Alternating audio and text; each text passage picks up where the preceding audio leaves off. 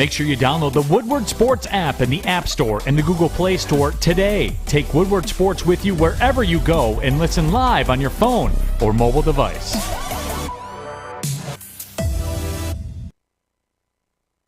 Good morning, everyone, and thanks for tuning in to the Woodward Morning Show here on the Woodward Sports Network, also featured on The Roar on 99.1, 93.5, and 94.7 HD2.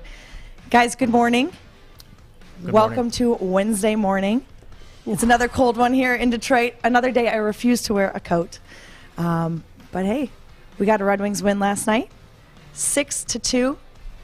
Dylan Larkin with 2, a couple other players on the board. What do we think about last night's performances? Well, my first immediate reaction is good things come to those who wait. And we had to wait quite some time because of this COVID stuff to see the Red Wings. Finally get to see them, and you get 2 goals by Bertuzzi, 2 goals by Suter, and it was quite a show. I mean, you got to see things. The Lucas Raymond, the goal that he assisted on, beautiful. And that's really what I'm here to watch Red Wings for. And that's why, the last week, it's been hard. You haven't really had Pistons. You've had a couple Pistons L's. You've had the Lions losing to the Seahawks. And now it's finally great to see some Red Wings, man. I've been waiting for it. And now they get a good win, winning 6-2 scoring. And the biggest thing I took from this game is the Wings' ability to score shorthanded. I think they broke a 100-game streak, not being able to capitalize on that. And they scored twice. Bertuzzi got one. Suter got one. And that's kind of what you take. I mean, this season, we've talked about it. I'm not really necessarily looking at, whether you're winning or losing. They are winning 6-2. They beat the San Jose Sharks, but I'm looking individually. And you saw a whole lot individually, not only out of, the engine. You got Bertuzzi scoring 2 goals, and when he's on, the rest of the team's on. And you saw it last night. So I'm just excited to have Red Wings hockey back. I think that's really my overall takeaway, and excited to watch guys like, Sider and Raymond, because at the end of the day, the Red Wings have the most rookie points in the NHL. So that's the reason why we tune in, and it was great. Well, look. Dylan Larkin starting to really play like a captain. He really is. Yeah. He looks good. 16-16 on the year. 16 goals, 16 assists. Only 30 games played, so he's above that average of 1 point per game. Phenomenal. And who are 2 of the top 4 scorers on the Detroit Red Wings right now? Lucas Raymond and Sider.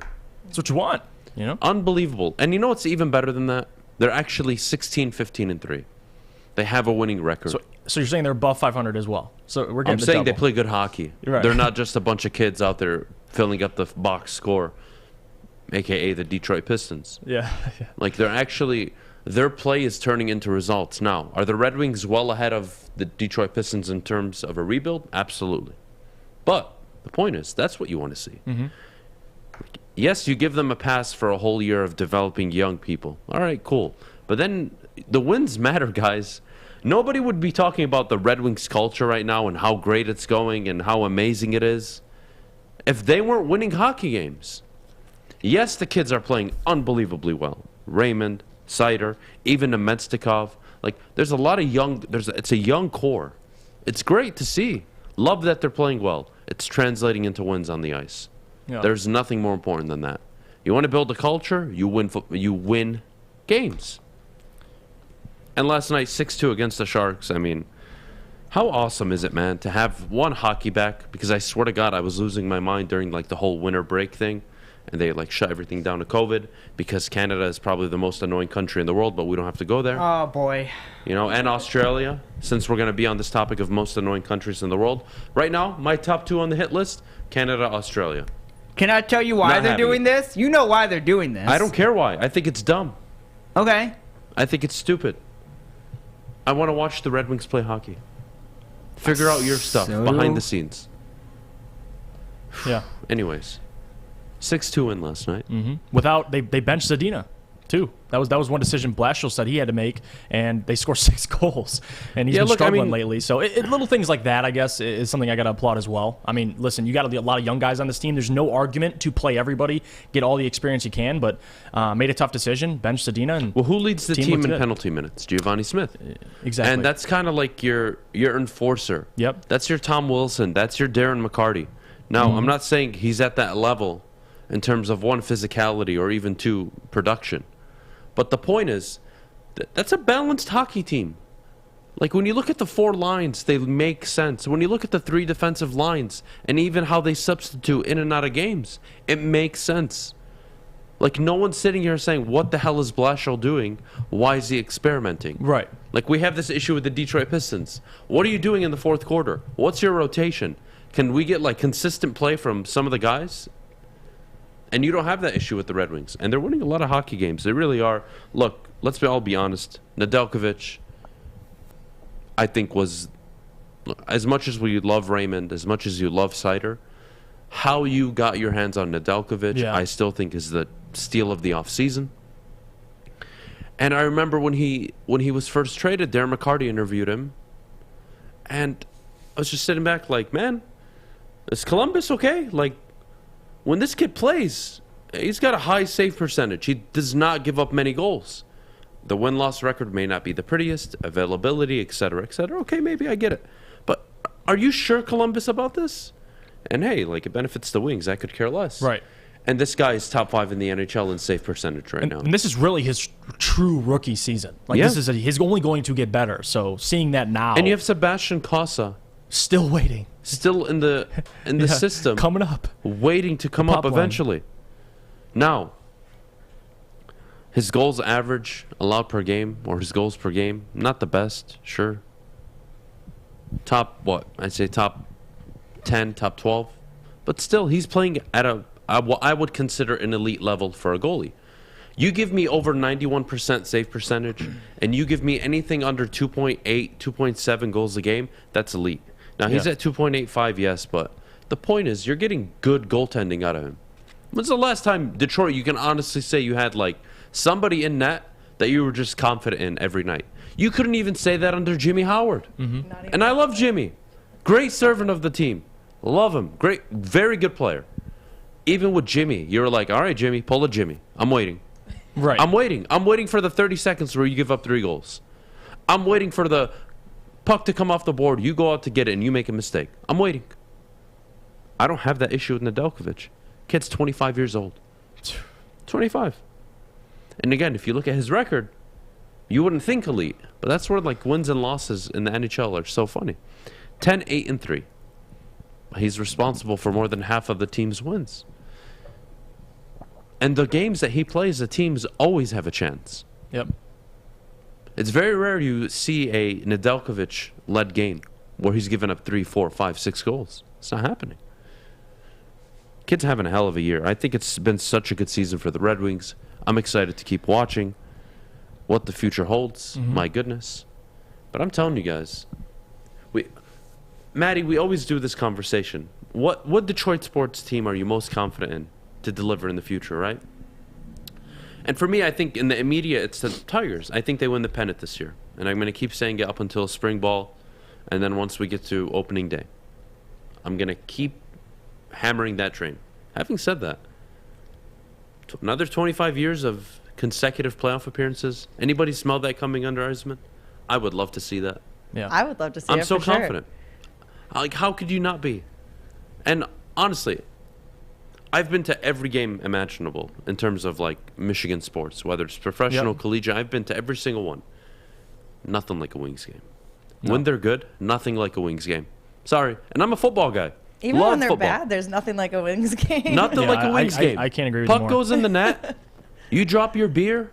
You're high-fiving and hugging random people. Now, you could say, Adham, well, when you score a touchdown at the Lions game, you do the same thing. Well, one, it's not fully packed, and two, like, how often do the Lions actually score touchdowns? So, like, I don't even want to get into that. No, yeah, it gets loud. Like, at Wings games, it's and you have to remember, a hockey game is up and down the ice for 20 minutes every period, nonstop.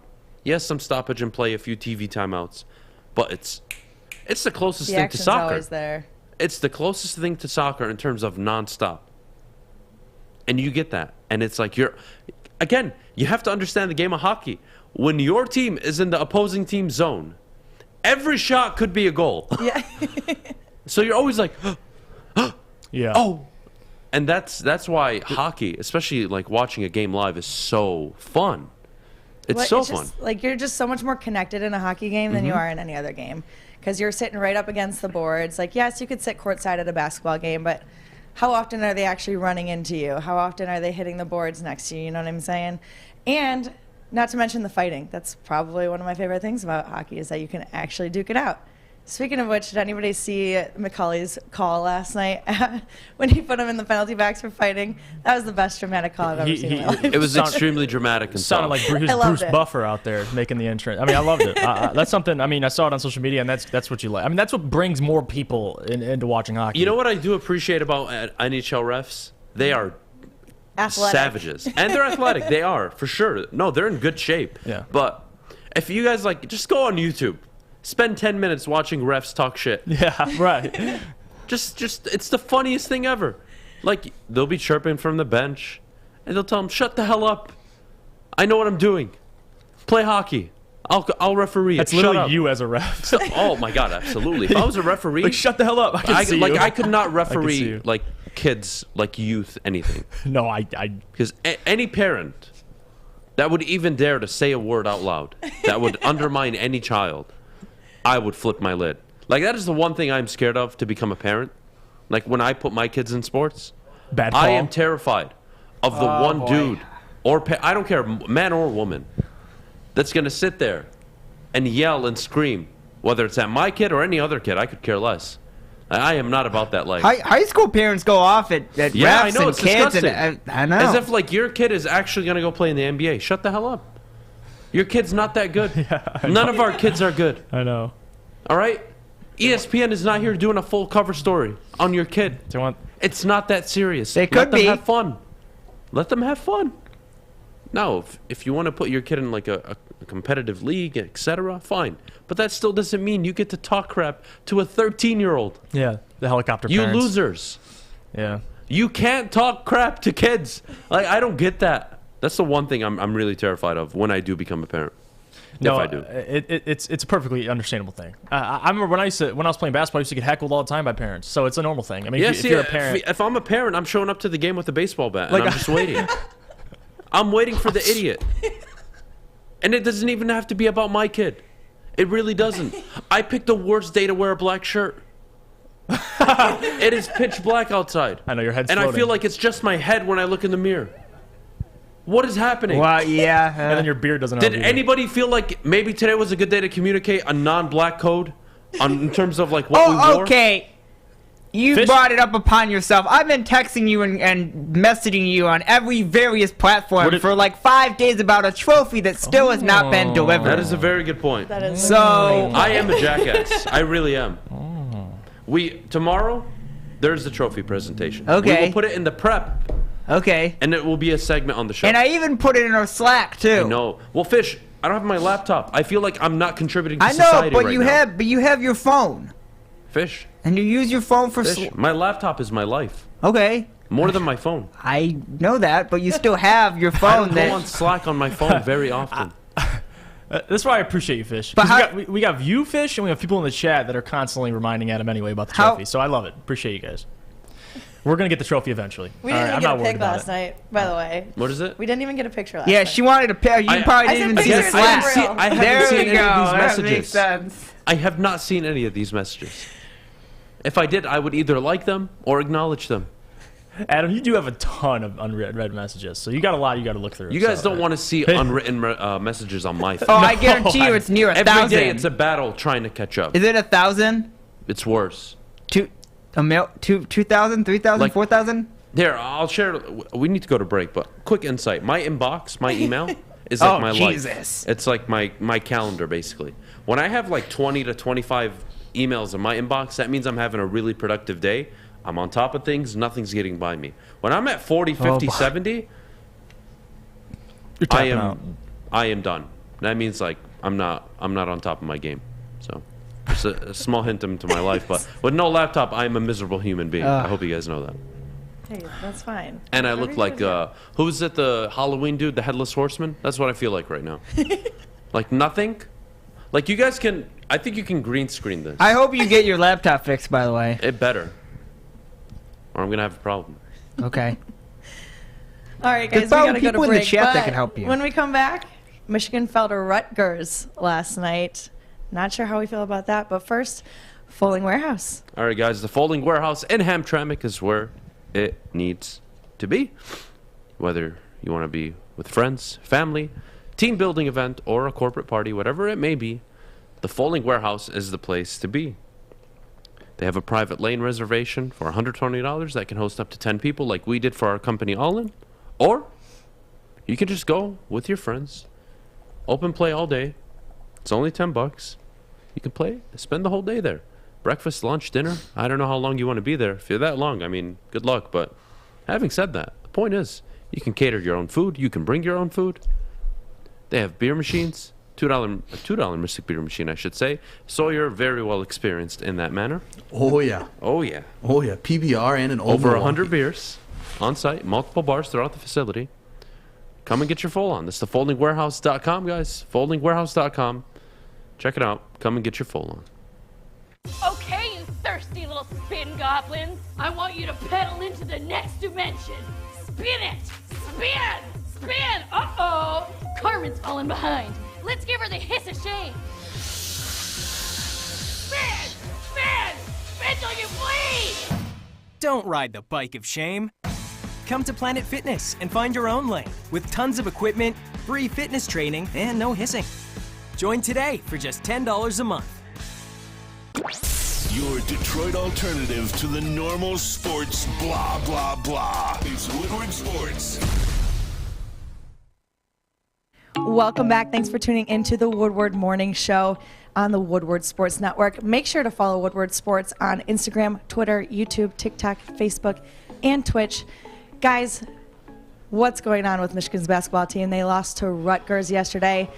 I know the bench is depleted with COVID and other things, but Rutgers?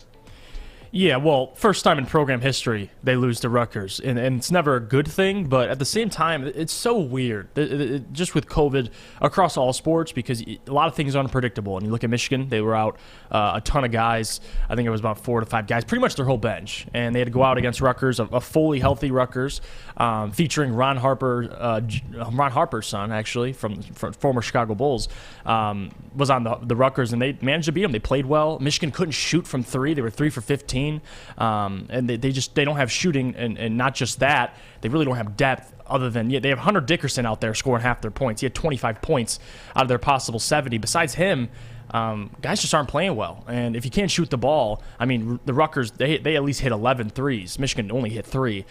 They can't space the floor. You got Hunter Dickerson. Yeah, he can score on the inside, but I see a lot of flaws with this Michigan team, and it's only going to get harder. They got Michigan State, and Michigan State's coming along. They're more, more of a complete team than Michigan. And, if you can't get it together against Rutgers, when you go against Tom Izzo and those guys, man, it's going to be tough. It's going to be tough. And I think, this season's kind of been, disappointing in a way. 7-6, you're 1-2 in conference play. 5-5 since my man's gotten that deal. It's not good. But you know what it is. Hopefully they turn it around. But I can't just say the excuse. Have we seen this before, though? No, I mean, it's been a while. A team that was so dominant last season goes to the Elite Eight. The coach gets a huge extension. The program is probably at the highest it's been since they've been to a national title game. Added some talented freshmen. And extremely talented freshmen. Extremely talented recruiting class. Hunter Dickerson returned. And they are sitting here at what? 6-7? 7-6, yeah. 7-6? Barely, yeah. Pathetic. Good luck, Michigan. You've got Michigan State on Saturday. And you've got Purdue on Tuesday, who are the number 3 ranked team in the country. Yep. Meanwhile, Michigan State's 12-2. Isn't that funny? Michigan, you don't have time. Right now, you're in the first 4 out. Like, the games are over. If you want to hinge your season on winning the Big Ten championship tournament, good luck. But you got to turn this around. You got to split between Purdue and Michigan State. You got to split. Preferably you beat Purdue. But both of these are home games. Mm-hmm. So, I mean, you got to protect your own court, too. They've got to play Michigan basketball that they have played under Juwan Howard. Hunter Dickinson, that's what you came back to do? Nothing? Now, look, I'm not trying to slander the kid. But, like, when you are the sophomore on the team who has arguably the second or third most experience on that young team, you got to be leading by example on the court. Juwan Howard, man. Look, when everything's gravy, you get all the credit, man. Listen, when you win games, people love you. When you start losing games, people are going to question you. Yeah. Whether you like it or not. And at 7-6, I'm not sure how I feel about Michigan right now. I'm not sure how I feel about this basketball team. No. And I'm not sure how I feel if they're playing in the NIL at the end of the year, come March. I think I would absolutely lose my mind considering the when is the last time a team that was expected to go to the Final Four in the preseason polls, expected and projected to go to the Final Four, did they not even make the tournament? Big step back, yeah. Even, they're 7-6 right now. If they were 10-3, even 9-4. All right, they win more than... But it's inconsistent basketball right now. You just lost to Rutgers. And now you've got 2 extremely difficult games coming up. The hell's going on in Michigan? Juwan Howard, I'm not sure. Now, last night, Maddy, you brought it up, COVID issues. I get it. But at the end of the day, nobody cares. Yeah. When the tournament committee is getting everybody selected, they're not going to sit back and say, well, remember when Michigan lost to Rutgers? Well, they were missing those amount of players for COVID. So you know what? That really wasn't a loss. We should put them in over this team. No. You got to start winning basketball games. Mm-hmm. You got to start winning basketball games or people are going to question you. And we talk about people being on the hot seat all the time. What the hell does Juwan Howard look like in the offseason in terms of recruiting if he has his team playing in the NIL? What is it? What does it look like? That is what it's called, right? The NIT, excuse me. NIL, NIT, excuse me, guys. God, losing my mind today. This floating head of mine is extremely bothering me. And it's disturbing. I don't know how you guys are watching right now, but regardless, for those on radio, listening in on the app or on radio, you're blessed. You don't have to see my floating head this morning. But yeah, I don't get it. I really don't. And I think what drives me crazy the most, again, is how high expectations were. And maybe expectations aren't for Michigan, just in general. Yeah, you saw football, it worked out. You saw it worked in football, all the years of expectation, nothing. Coming to the season unranked for the first time since he arrived, they get to the college football playoff. Right. Michigan State unranked to start the year, correct, Maddy? In terms of basketball and football. They're number 10 right now in the AP polls. 12-2. They look good. Izzo's got them playing good basketball. When's Juwan going to have his team playing good basketball? Drives me crazy. Yeah. I don't see how a coach that, again, gets all the credit, all the glamour, all the attention, so cool, such a cool guy, recruits so well. You got to take blame. You can't play iso ball. It's not AAU. It's not middle school. It's not elementary school ball. This is college ball. And that's why Gonzaga are always in the Elite Eight in the Final Four every year. And State, just because system-wise, there is something there. Yeah. With Michigan, I'm still not sure how they play basketball. Yeah. They only got really Hunter Dickerson's the only guy. I mean, in double digits. He has 60. He's averaging 16 points a game. The next guy is Eli Brooks, and he's averaging 12. Everyone else is 8, 7. So a lot of guys need to step up. But it doesn't make sense. You had the number 1 recruiting class coming into the year. Yeah, it's honestly how are a you disappointment. 7-6 now? Could they turn it around and win 10 of their next 12? Sure. But right now, guys, you have to remember when we're talking in the moment. They are god awful, and they better turn it around. And if they win 10 of their next 12, I would be surprised because it is not easy. In their next 10 games, they play Purdue twice, who are a top 3 team, and Michigan State twice. That's a tough ask. And it's all Big Ten games on from here, guys. It's all Big Ten games. It's not the warm-up games anymore. And they're 1-2 in their conference, so. There's going to be a lot of tough sledding. Away to Indiana, away to Michigan State, away to Purdue, away to Illinois. That's tough games. Good luck. That's tough Good games. luck. I'm rooting for them. Want them to do well, just like I want Michigan State to do well in college basketball. But that's embarrassing. Final Four expectations, number 1 recruiting class, coming off an Elite 8 appearance, and that's the product you have 13 games into the year. Whether you want to pin it on COVID, coaching, the players, I don't care. Someone, 1, needs to take responsibility. 2, somebody has to turn it around. And it starts with the coach. So, speaking of coaches, in Ann Arbor, Jim Harbaugh. Oh, Jim. Finally delivers the Big Ten title game. But will he leave Walk into the sunset. Michigan for the NFL. We'll do that after the break. But before we go, Jeff, could you please tell us about our good friends at Guardian Alarm? Yes, I can. Well, we talk about defense, and you guys, listen, Guardian Alarm, they get it. Good defense on and off the field helps you feel secure. And Guardian Alarm has state-of-the-art technology that helps you feel safe, all with 24/7 local monitoring. Guardian Alarm also has convenient features that let you check in on your home, control lights or temperatures, even detect smoke or carbon monoxide. They will even let you lock and unlock doors. Call 800-STAY-OUT today. You heard Fish. That's 800-STAY-OUT. Out. Guardian Alarm has been trusted for over 90 years at keeping families safe. Fellas, football season is here. It's time to make your grooming experience easy like Sunday morning. Get to Lady Jane's Haircuts for Men. Walk in, relax, watch your favorite team play, and before you know it, your hair will be game ready. Get to Lady Jane's, open 10 to 8, 7 days a week. Walk in anytime. It's wicked awesome. Make sure you download the Woodward Sports app in the App Store and the Google Play Store today. Take Woodward Sports with you wherever you go and listen live on your phone or mobile device.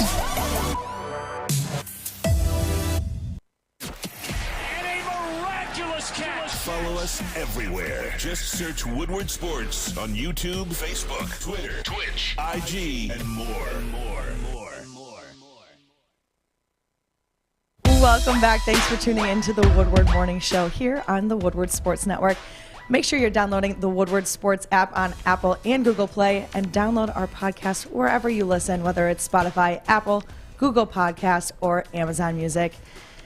Guys, the big question, it's been brought up. Will Jim Harbaugh leave for the NFL? Ah, my goodness. People are funny. Now, look, as an agent, do I want this story out about my prized head coach? Absolutely.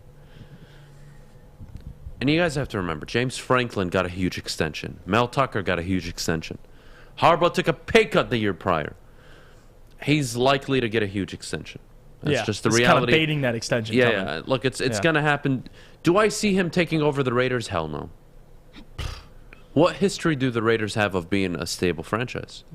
When he went to San Francisco, Stability. It's still the 49ers at the end of the day. Now, are they the class one of organizations like the Ravens, the Steelers, the Patriots? Probably not. No. Could make that argument, sure. But you know what? They're not where the Raiders are. The Raiders are borderline where the Lions are, where the Jaguars, not even the Jaguars, I would argue the Texans. Mm-hmm. That's where they're at. And why would he go? Again, why would he go to the Raiders? What is so appealing about the Raiders? Mike Mayock as the GM? Yeah. What power could you give Jim Harbaugh that would make him want to go and potentially ruin his NFL cachet?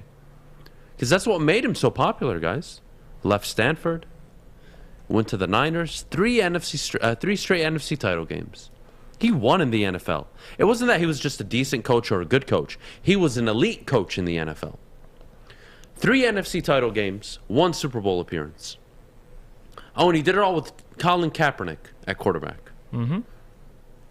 Which was, I would say, cavalier at the time. That was basically today's Lamar Jackson, just maybe not as dynamic. Yeah.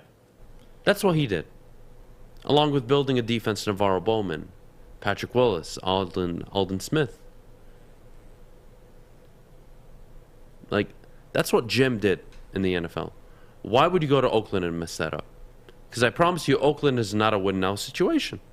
They do have a good quarterback. Yes, they do. Derek Carr is a good quarterback. You can all just admit it now. He is not like Baker Mayfield. He is not any of these bums. Yeah. He's a good quarterback. Now, is he elite? No, probably not. But the point is Jim Harbaugh to the NFL real? And I don't believe it. What I see is contract extension, looking to get paid correctly, which he deserves. He delivered you a Big Ten title. Yeah. You got to re-up him. You got to pay the man. Like, that's it. And even if the Raiders shell out another 10-year contract to this guy, what's more important to him? Being at his alma mater and getting an 8-10-year deal? Or going to the NFL where after 2-3 years he can easily be fired with no repercussions? And again, going to the Raiders, may I remind you guys, maybe we just don't understand how football works, but last I checked, the AFC West features Justin Herbert and Patrick Mahomes. And he gets Derek Carr. That's what he gets to go up against. Yeah, okay. He's going there, sure. And even besides the Raiders, I know the Bears were mentioned because he's a yeah. former Go to Bear. the Bears, Jim. Former Bear. Go to the Bears. Who are still sense. living in 1985. No, it's who still think the Bears, 1985. Mike Ditka. You can't play that kind of football. It's 2021. We're in 2022 now, guys. Another year has passed, and you still don't know what the hell you're doing. Now, I can totally concede that they've won multiple divisions in the century. They've won multiple divisions in the last decade. Playoff wins. Playoff appearances. Okay. I will concede that. Having said that, why the hell would he go to the Bears? Why? What is so appealing about the Bears? He needs the right situation. It is an aging defense that will need to go into a rebuild in the next 12 to 18 months. Regardless of Justin Fields. Regardless of who they hire. They will have to undergo a rebuild. If not now, in a year or year and a half. What is appealing about the Jets? Or, excuse me, the Bears? Nothing. Now, if you told me the Seattle position was opening up, my ears would perk up a little bit. I would pay attention. You think? Without Russell? No, with Russell Wilson. Oh, okay. Well, yeah. Because, again, if Carroll is gone, that means Russell likely stays. Yeah. If the job in, let me think here, Buffalo opened up. And It'd have Buffalo, to be, that would be an appealing job. Have to be a win now. It would have to be at least a good Compete football now, team. Yeah, you know, it would have to be a good football team that he can take to great. Yeah. And even then, does he want to play, or excuse me, does he want to risk or play the game of, I'm going to risk my legacy in the NFL?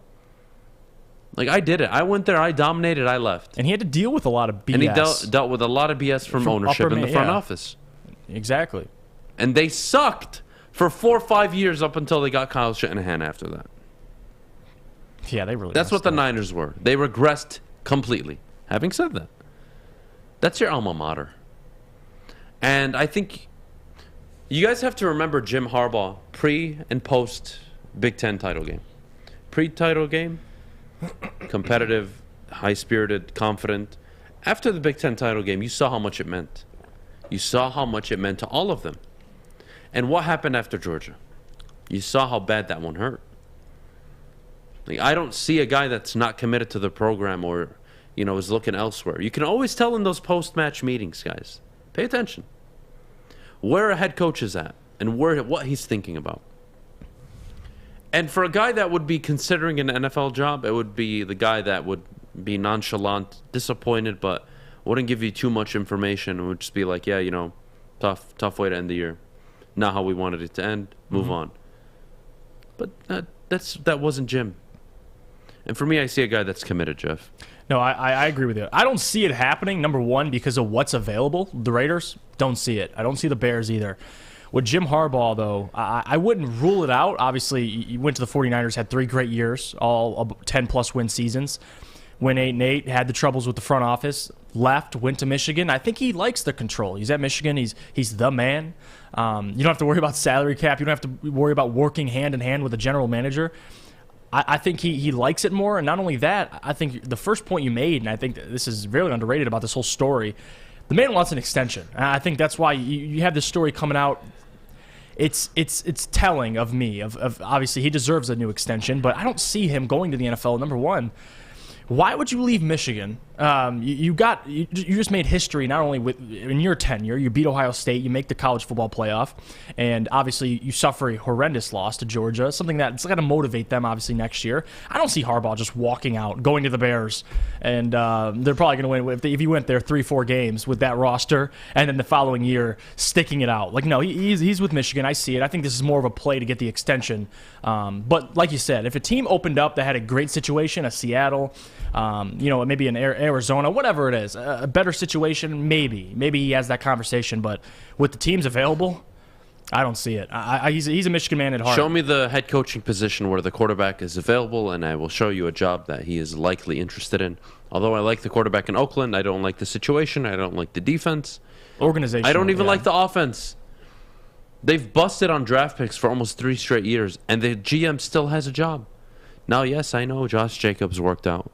But did he? Yeah. What'd you get out of Jacobs? He, like a year? Abrams, totally in. Love him as a safety. Hard-hitting safety. Sets the tone for your defense. Good draft pick. Colin Farrell. That was bad. Come on, like That was bad. you can't suck as an organization and expect to lure in a really good head coach. And why would Jim do it? I think Jeff brought up such a good point. I don't have a GM to report to and have to work with. I don't have an owner to work with. I work with the AD of the school. Right. Who I have more power than if I really chose to play it that way. No salary cap. I mean, no cap, recruiting. I control all these kids.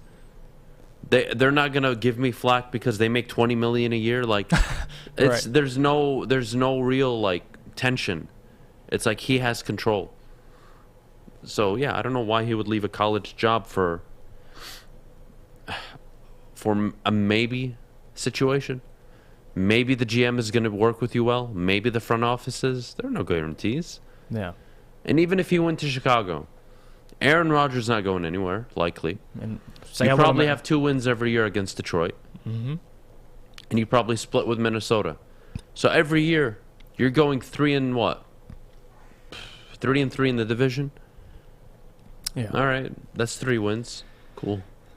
Justin Fields your quarterback. Aging defense. Good luck. I don't see man. it. I really don't see it. And I don't see why, honestly, he would be interested. Again, I don't see what makes that job so appealing. Any job in the NFL right now. Right. Is there a job out there? Even Jacksonville. Young franchise quarterback. Lots of salary cap. I don't care. I don't. And that's what I hate when people say this, too. There's only 32 jobs. And I get that. And a lot of guys want those jobs. But certain individuals, like Jim Harbaugh, have that choice. They have a legitimate choice. There are only 10 jobs in college. Right. Like realistic. Like real jobs. jobs where you get paid 7, 8, 9, 10 million a year. You got it. There are only 10 jobs like that. Mm-hmm. USC, Oklahoma, Michigan, Ohio State, now Michigan State, Alabama, LSU, Georgia, Clemson. Am I missing anybody? That's 9 right now. You want to throw in Notre Dame? Fine. I won't hurt all of your feelings. I'll include it. Yeah. But the point is, there are only a handful of jobs in college football that are destination jobs. Miami, the U, can't forget about that. Mm-hmm. Those are jobs in college football. And yes, there are 32 jobs. But are all 32 jobs really clamored over? Right. Given situations? That's the question here. And I don't think there's any job in Chicago that is going to entice Jim Harbaugh. I don't care about his times. Or, excuse me, his ties to Chicago. Or that he played there. I don't care.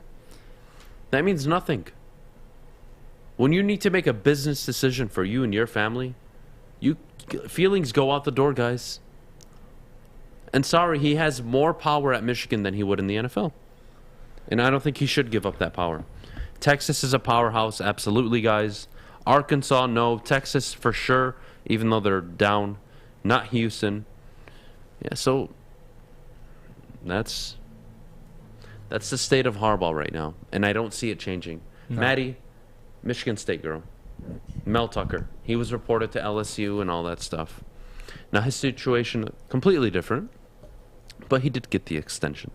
And what did we see? Right after he beat Michigan, it was, got to close Mel Tucker. You got to close him. LSU vacancy is going to open up. Texas, Miami, Oregon, like everybody was in the conversation, but LSU was the main one focused on because he does have significant ties to the South. And what happened? Michigan State paid the man. Am I seeing the same thing here? You absolutely are. In my opinion, though, with Mel Tucker, I think it's a little bit different than what I see in Jim Harbaugh, right? So I'm seeing, I mean, Mel Tucker hasn't been around as long as Jim Harbaugh has at MSU. So money might be a little bit more enticing for him because he doesn't have those ties to MSU like Jim Harbaugh has at Michigan. When I look at Jim Harbaugh, I see a guy who's dedicated to the program, who's dedicated to the players and their families. And he took a pay cut. He said he would do the job for free. He loves his job. So I don't see him going anywhere. With Mel Tucker, not that I'm saying he's flaky by any means. Love the guy. But I think money might be more enticing to him. But, all right, so how do I phrase this? If I showed you the top paid college coaches and then the highest paid NFL coaches, the salaries are not far off, guys. So let's start with college. At the top of the pack, obviously, Nick Saban, $9.7 million a year. And then there's Ed Orgeron at 9, David Shaw at Stanford at 9. A Stanford coach is making 9 a year. Yep. Dabo Swinney, 8.3. Lincoln Riley was at 7.6 with Oklahoma. That's reportedly almost $10 million now. Mel Tucker, almost $10 million now. Like, these guys are reaching 9.2, 9.4 million at the big jobs that I'm talking about. And Michigan is a big job. So, yes, even if I do consider it, Belichick right now, who is arguably the greatest coach I was about to say in NFL history, NFL jobs, $12.5 million. The money is it's a $3 million annual difference. It's not that far off. Pete Carroll 11, John Gruden no longer there, but he was at 10. Mm-hmm. Sean Payton at 9.8. He makes the same amount of money as Nick Saban. John Harbaugh, $9 million. Mel Tucker, Lincoln Riley, Dabo Swinney, they all make more money than him. Mm-hmm. Matt Rule in Carolina, $8.5 million. There are coaches in college making more money than NFL coaches. Sean McVay's only getting $8.5 million. Mike Tomlin, $8 million. Tell me any coach in college football that's a better coach than Mike Tomlin. 100%. Like, you know what I mean? Like, the money is there in college. You can offer we're going to use the Gruden deal because it was a 10-year deal as an example. You can offer Gruden money to any college football coach at these programs. Yeah. You just got to bend the arm of the whatever you call them, the lobbyists, the supporters, they got some of the boosters. The boosters. There you go. That's the word. So I don't see money as a problem in college. No. I think the money for coaches is the same, if not more, in the NFL. Now, excuse me, in college than it is in the NFL. So does he go? I don't see it. It ain't going to be money motivated. It has to be situational, like we talked about. It's got to be a good situation. That's the only way I see it. No money. I don't see him like, oh, wow, Chicago's offering me this much. No, it's going to have to be, okay, I can legitimately win with this team and like the 49ers, but other than that, no. I don't see it. I like the story coming out around the time he's getting the extension. That's what I find funny. I agree with you. I think that's kind of the main point of it. You know, getting an extension. I don't see him leaving for the NFL. At least right now. I don't know. But the job's open. Job is open. Multiple jobs going to be open. Like the Jags, the Raiders.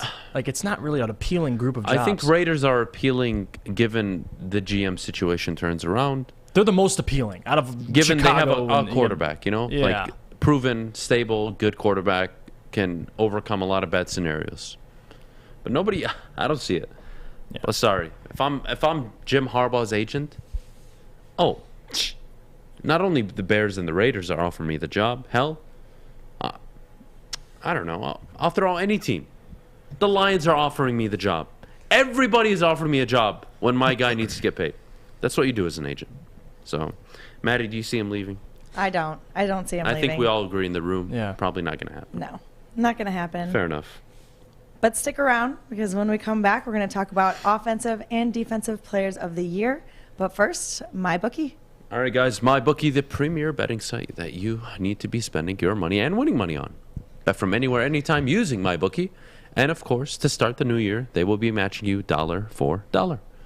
You put in $50, they'll match you $50. You put in $100, they'll match you $100. Now, I'm sure you spent a lot of money during the holiday season. And I am totally on board with that. Totally respect it. But how are you going to recoup that money? Listen, guys, we all have that one person we didn't want to have to buy a gift for, but we did. And we wasted like $130 on it. And we don't feel good about it, but we had to because we felt bad. And we didn't want to show up not giving them a gift, even though they don't deserve it.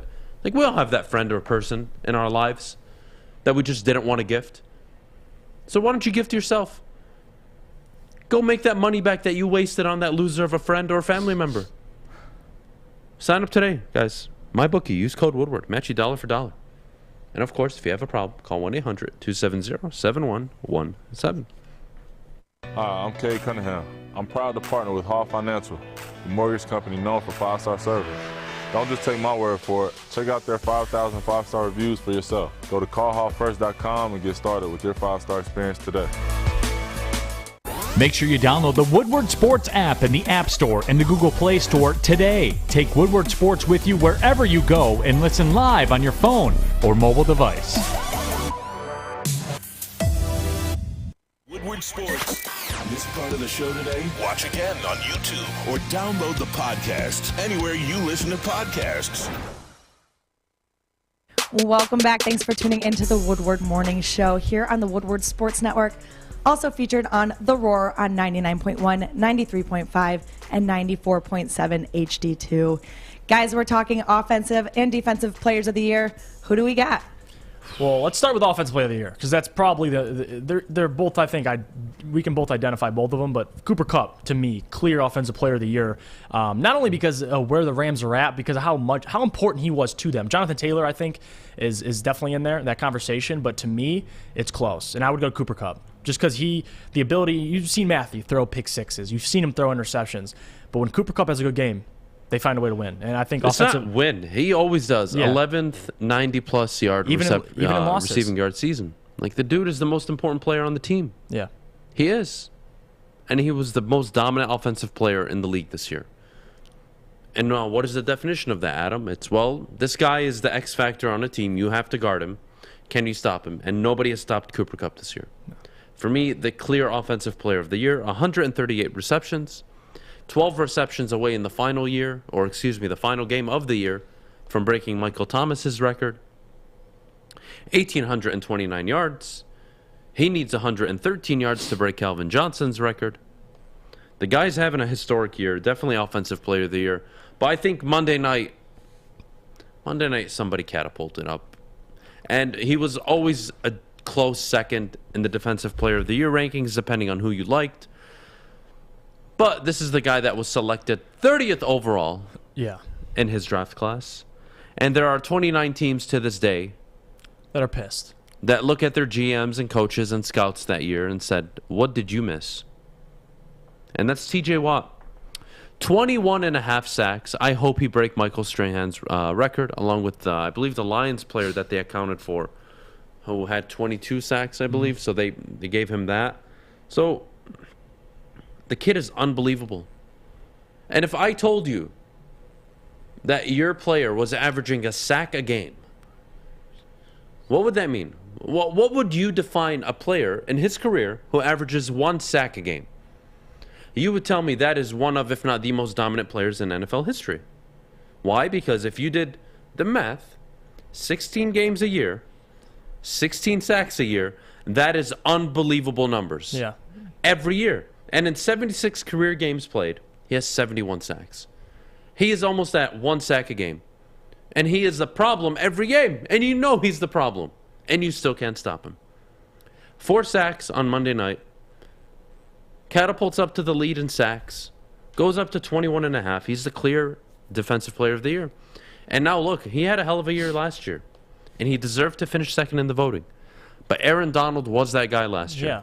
And what kills me again is Aaron Donald is that guy this year. Nobody's playing at Aaron Donald's level.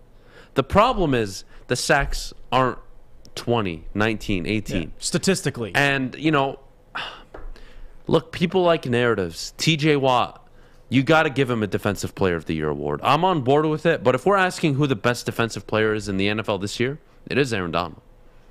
I'm sorry. Micah Parsons. I don't care who you want to name. TJ Watt, the edge rusher from Chicago. The best defensive player in football is Aaron Donald. And it's been that way for a long time. I would disagree. And let me change that. Is TJ Watt the best defensive player in the NFL? TJ Watt's the best defensive player. I don't think so. I think so. Not only statistically, but in terms of impact. Listen, Aaron Donald is a beast. And the sack numbers aren't necessarily there. But TJ Watt, you can talk about all you want with the sack numbers, 21.5 sacks. But his ability to not only force fumbles, I mean, he has 4 forced fumbles this year, 6 pass deflections. He's good for usually an interception a season also as well. So the guy is all over the place. And I think this year, 6 games with at least 2 sacks. He's missed 2 games, and he's leading the league in sacks by 3.5. Like, it's statistically, if he played every game this season, he'd be upwards of probably 24 sacks. Probably. Now, I brought up the chart yesterday where the y-axis, so everything up, is the amount of pressure you get on a quarterback. And the x-axis is how often you are double-teamed. Now, towards the very beginning of that list, all the way at the top, is TJ Watt, who gets a lot of one-on-one matchups. And then at the far right corner, top corner of it, is Aaron Donald in a space by himself. Nobody's even remotely near him in terms of getting pressure on the quarterback and double team. And may I remind you, he has 15 sacks on the year. So look, if the narrative wasn't playing so well for TJ Watt, I would sit up here and I would, like I did last year, and say, no, Aaron Donald's the defensive player of the year over TJ Watt. And I'm glad the voters got it right last year. Yeah, they got it right last year. Look, defensive player of the year, I think I don't want to ever say like an award should be given to somebody, but like Watt has earned it. He really has. But Aaron Donald is the best defensive player. And if we're giving that award to the best defensive player every year who's playing at the best level, no one's playing at the level Aaron Donald is. Nobody. And that's just a fact. Nobody's got the positional rating, the amount of times he's double teamed and still gets through on the quarterback. And he's not only an elite quarterback hunter, he stops the run, he breaks up plays, tackles for loss. Like, again, TJ Watt's the popular pick. I get it. But if I have a vote, honestly, why should I not give it to Aaron Donald? What, because the edge rusher has 6.5 more sacks? Sure, the stats are nicer. But who is like the most impactful defensive player in the NFL? I don't think anybody could argue that it's Aaron Donald. If you want to put TJ Watt too, that's fine. I'm not discrediting TJ Watt. But I'm sorry. Aaron Donald's a bad mother effer. Yeah, he is. Yes. And what he does on a football field, no one's ever done. Let's put that into context. I'll give you that. I just don't think he's the best this year. He's still the most dominant defensive player. I agree with you. I just think this year, it's hard because you're saying the numbers aren't there, and I get he's double teamed. That's a big part of it. TJ Watt obviously is a lot of one-on-one matchups. I just think TJ Watt, I mean, this is a guy who's, and I get Aaron Donald also. That year he had over 20 sacks. He was in the MVP conversation. TJ Watt legitimately, if the Pittsburgh Steelers weren't, as bad as they were this year, he had a legit case to be MVP. Like, he legit did. And if he played every game this season, stats would be even better. But I'm not going to disagree with anything you're saying about Donald. I mean, the guy, no one has to put up with more than, especially Donald. Like, he has to make sure he stops the run. He has to make sure he gets after the quarterback. And that's all while being double teamed. So I'm not going to argue with that at all. You know who leads the league in tackles for loss? TJ Watt and Aaron Donald. Yeah. No, they get in the backfield. You know who leads the league in forced fumbles? TJ Watt and Aaron Donald. Yeah. Two guys, man. They are the two best players in football right now defensively. Yeah. And again, for me, what I see with Aaron Donald is, look, Watt is playing at this level, and it's really great to see. But Aaron Donald, he really is here. And he's been here for a minute. And I feel like that's our problem in society, is when somebody is so good, we take it for granted and we don't appreciate it. And that's why I was so high on Aaron Donald last year. And I'm really glad that they awarded him the Defensive Player of the Year last year, because they saw beyond the numbers. And again, this year, 13 sacks for Donald. Yeah. Okay, yeah, not the most. But this is a guy that's doubled and triple teamed at a 50x rate compared to TJ Watt and any other defender in the league. And he's still getting double-digit sacks. And he's still up there in sacks, still up there in tackles for loss, still forced fumbles, still breaking up plays, still making the running backs choose a different hole. Yeah. So, yeah, look, TJ Watt statistically is the best defensive player in the NFL right now. But that is in terms of the sexy numbers. If I go to quarterback pressures, disrupted plays, any PFF ranking I want to use, well, then it's Aaron Donald, guys. Yeah. But again, I don't want to take away from TJ Watt. No, and he's a defensive tackle. I mean, you got to point that out as well. I mean, TJ Watt's job, get after the quarterback. Aaron Donald has a lot more tasks at hand. He's got to be able to stop the run. You're a defensive tackle, and he's done all the above. I like this question, which I think we'd agree with this answer. If you had to pick one, TJ Watt, Aaron Donald in their rookie year, who you starting your franchise with? Aaron Donald. Easily Aaron Donald, yeah. We can both agree there. Yeah, but I'm not mad if... It's not like disrespectful to say I'm not that, mad if he has first pick and I have second. Yeah. I get TJ Watt. You get either one. That's a great choice. Either one. He is an unbelievable player. But you guys have to remember, what is TJ Watt's job? Get to the quarterback. Yeah, that's literally What your is job. Aaron Donald's job? Disrupt every play. Yeah. And somehow get sacked still. Mm-hmm. Remember, guys, he is lining up between a center and a guard. He is getting double teamed almost every play, and at times triple teamed. And he is still finding a way to get to the quarterback on a consistent level. It makes no sense to me.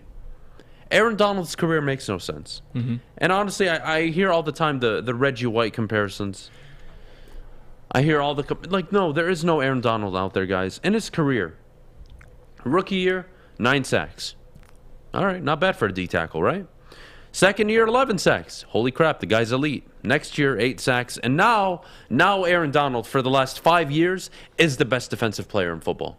11 sacks, 20.5 sacks, 12.5 sacks, 13.5 sacks, 12.5 sacks. And this is a guy that is being doubled and triple teamed as a defensive tackle. Every single play. Tackles for loss, 15, 25, 20, 14, and 20. He lives in the backfield. Quarterback hits, 27, 41, 27, 28, 27. He pays rent back there.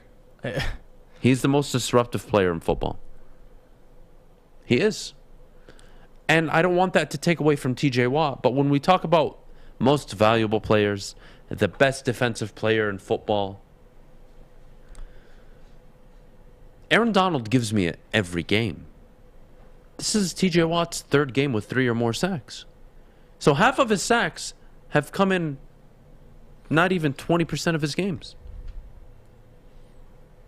But I will say... again, not trying to discredit, but take into consideration what Aaron Donald deals with every game and what TJ Watt deals with. Let me ask you this. Between both guys, and you look at Pittsburgh, you look at LA, who has, in my opinion, I believe TJ in Pittsburgh has more, I don't know how to put this, more impact on them being able to win a ball game than Aaron Donald. I think Aaron Donald provides a great impact, but there's other guys on LA. I don't believe so. I think so. I think TJ, who else on Pittsburgh gives him help, at least in the pass rush? Hayward's been out. TJ's their guy. And I think if he wasn't on that team, I mean, they barely can stop anybody on defense. They have Micah in the backfield, but at that safety spot. But I think TJ is kind of the lone wolf on the Steelers. He dominates. He gets his 21.5 sacks a year. And Aaron Donald now has gotten a lot more help, but he's still one of the most dominant players. And he still is the most dominant player. But I just think in terms of individual team, being important, I don't know. I think TJ's a little more. They need TJ a little more in Pittsburgh. That's my opinion. But does it translate? I mean, not, It doesn't necessarily... No, look, I'm not trying to say they're not good because of TJ. If anything, they're a winning team right now because of TJ Watt. Yeah. Like, he is the clear X factor on the Pittsburgh Steelers. Don't get that wrong. But I don't know. I think Donald is the better player. I think he's having a more dominant year. But TJ Watt's got 21.5 sacks. So if they award him Defensive Player of the Year, I'm not going to grab my pitchfork and come on the show and lose my mind. Right. But... we have to consider, situations. What are people dealing with? What is... if you put 2 cinder blocks on my ankles and told me to run a mile, and you let somebody else run a mile without them, and my time was damn near his time, who do you think is the better runner? I'm just saying.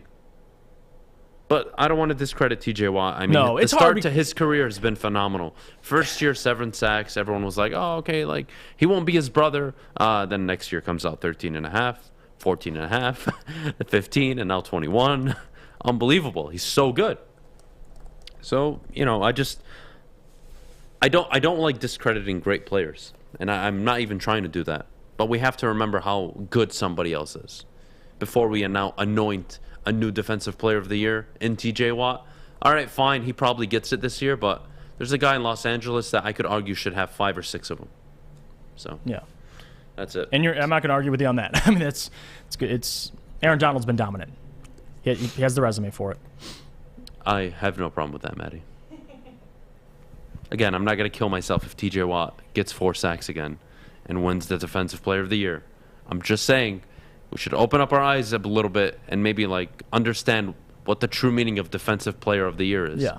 It's not is Trayvon Diggs the Defensive Player of the Year with 11 interceptions? No. You know why? Because he gave up over 1,000 yards. That's why. Now, if he only gave up 235 yards or 300 yards like lockdown corners do, and he had 11 picks, all right, now we're talking Stephon Gilmore kind of a year. But no. Sorry. I'm an Aaron Donald guy. Maybe I'm biased. Excuse me, I still look like a damn ghost. It's 9 o'clock, Michigan. Wake the hell up. The sun is not coming out today. It's so weird. I have a floating head. How do you prepare for this? You don't have a floating head. The only reason the sun's not coming out is because you chose that outfit. Any other outfit, I have no problems this morning. I said, oh, well, like this black shirt. You've worn that outfit before, haven't you? Yeah, I've never had this problem. Literally. We got to go to break. Anyways, guys, when we come back, we're talking, should the Browns break up with Baker Mayfield? But first, Gypsy Vodka. All right, guys, Gypsy Vodka is where it's at, the best tasting and smoothest vodka on the market. Gypsy is gluten-free. And please do remember, when you buy Gypsy, you're supporting a Petoskey-created brand. Local in Michigan. Support our local brothers and try a bottle today. Ask for it by the name of Gypsy. Walk into any liquor store, any convenience store. Ask for it by the name of Gypsy. And of course, as always, unless you're newly 21 years old like Jeff, drink responsibly. Okay, you thirsty little spin goblins. I want you to pedal into the next dimension. Spin it! Spin! Spin! Uh-oh! Carmen's falling behind. Let's give her the hiss of shame. Spin! Spin! Spin till you bleed! Don't ride the bike of shame. Come to Planet Fitness and find your own lane with tons of equipment, free fitness training, and no hissing. Join today for just $10 a month. Putting on a show here, and that's how you answer. We love our sports. We just wish they'd love us back. Detroit sports for Detroit sports fans. Woodward Sports. Welcome back to the Morning Woodward Show here on the Woodward Sports Network. Thanks for tuning in with us today. Guys, we got to talk about the Browns and Baker Mayfield. The performance on Monday night was absolutely terrible. He was sacked 9 times. Is it time for them to break up? Right now, I think it's a matter of if, not when. Or when, not if. Because honestly, he's out. It's just a matter of they have him for this year. They already accepted his 5th-year option, and they have to. This is the process for the Browns to find their quarterback. I mean, they have Baker for the next year, and they don't have an immediate replacement. Case Keenum has shown that he can be okay. You just need a good quarterback. You have such a good team for the Browns. I think you can get away with having a game manager, but you can't get away with having a quarterback that turns the ball over as much as Baker. It hurts your football team, and you've seen it since 2018. Baker has the most interceptions out of all quarterbacks in the NFL. And not only that, he's been hurt, and it doesn't help his case because you could sit here and say, well, he's hurt. That's why he's throwing interceptions. No, because you've seen him throw interceptions even when he's healthy. And, you say what you want. Baker, yes, he did take the Browns to the playoffs. He did the impossible. He got them into a playoff game, and he won a playoff game. But it's still Baker, and Baker has a ceiling, and we're starting to see it. Yes, if you have a good team around Baker, maybe he can win you some ball games. But even now, he's detrimental to his team. You're seeing it with his interception. So they have to address it, whether it's in the draft, whether it's signing a veteran.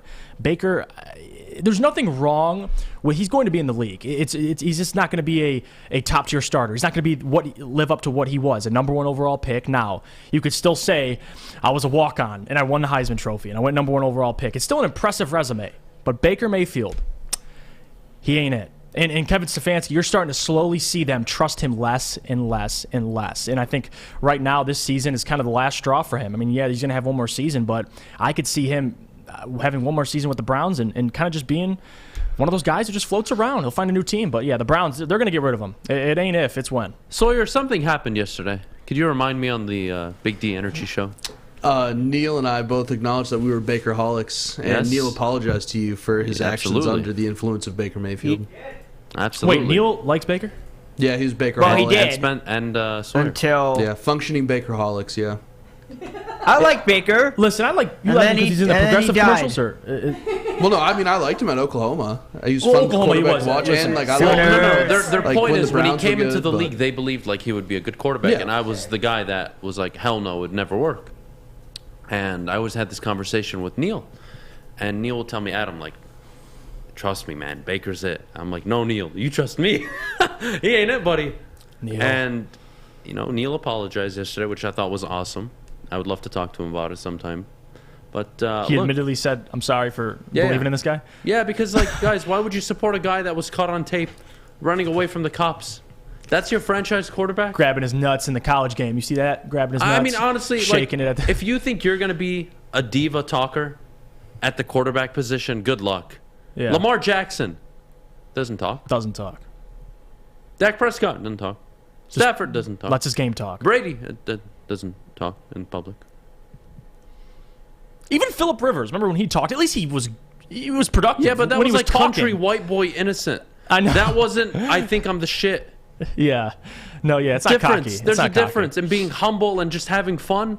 Yeah. And thinking like you're some great quarterback. Dude, people thought you were an accurate quarterback coming out of college. That was your skill, and that's why they took a chance on you. Ball placement. 63%, 59%, 62%, 60% this year. Go to hell. Kick rocks. You suck. Cleveland, you want him for one more year? Make sure you're tanking next year because you're not winning football games with him at quarterback.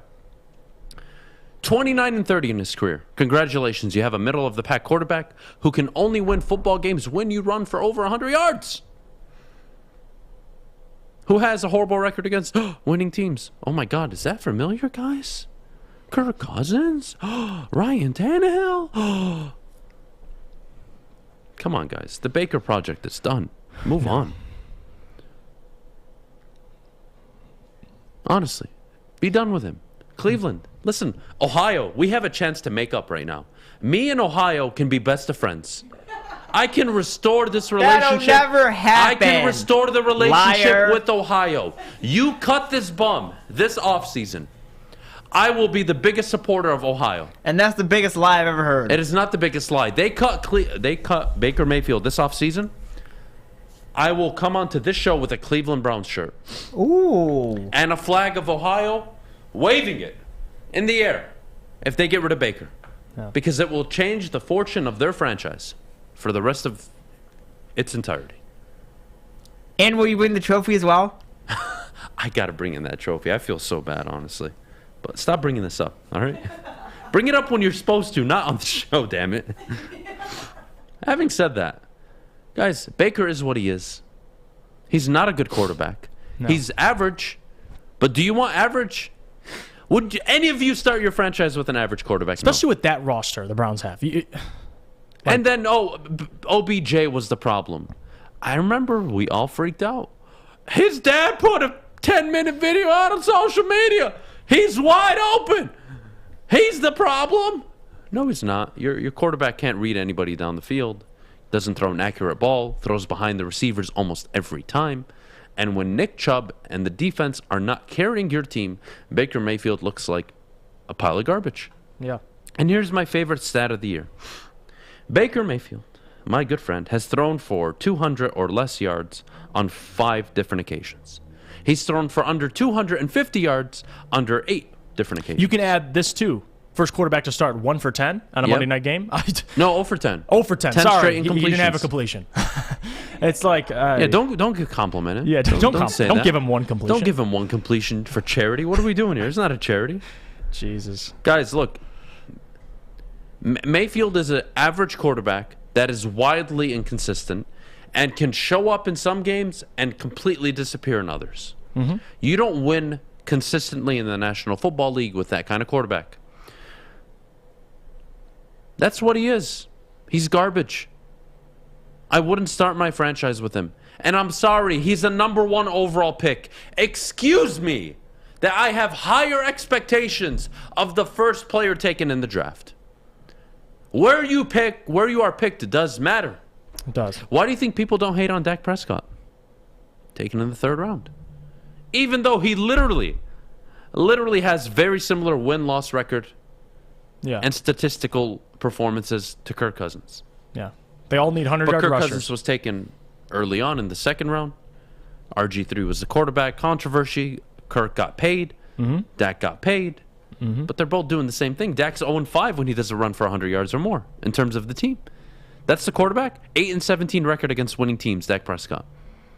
That's the guy you're paying $40 million. But this isn't about Dak. This, for now, is about Baker Mayfield. The good thing is we don't actually have to watch Baker Mayfield this week. Thank God. Now I know he's hurt. Maybe that's mean of me to say. But look, Cleveland. Let me help you. Let me help you. I can take away the pain so quickly.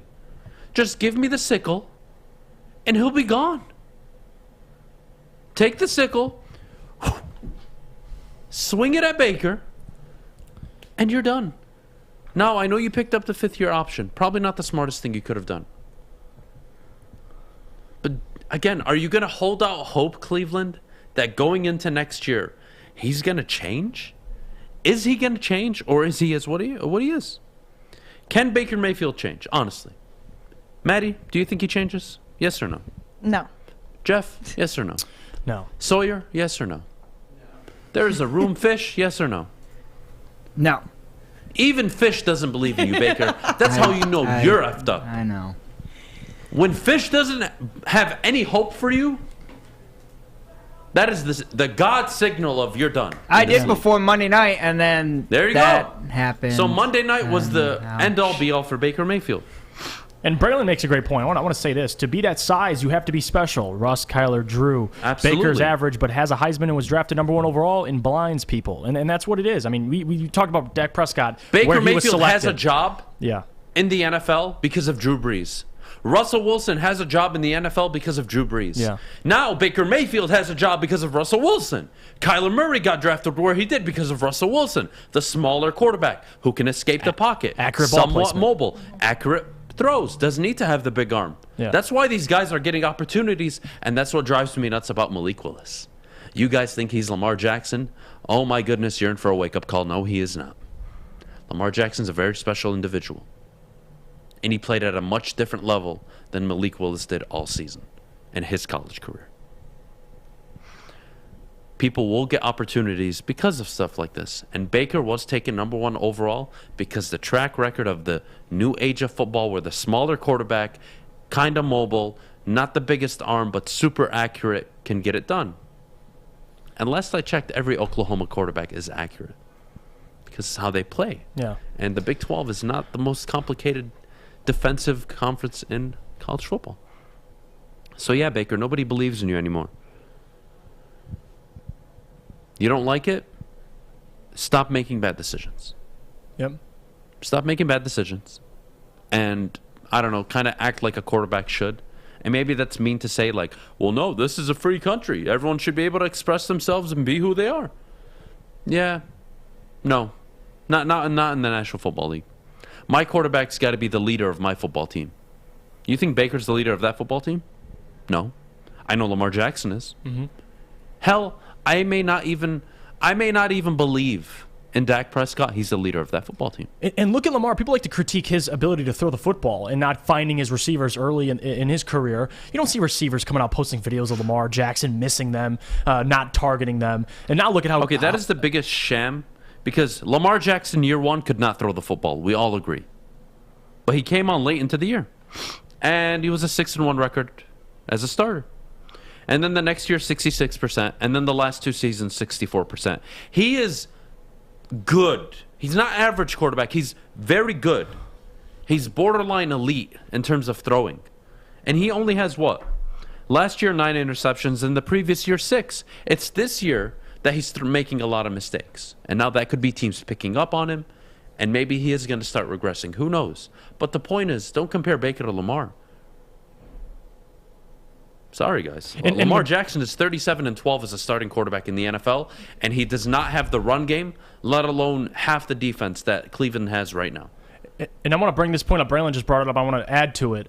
With Russell Wilson in Seattle, he wasn't, and Braylon's right, wasn't the best player until about year 7. And with Baker, you don't have to be the best player on the Browns.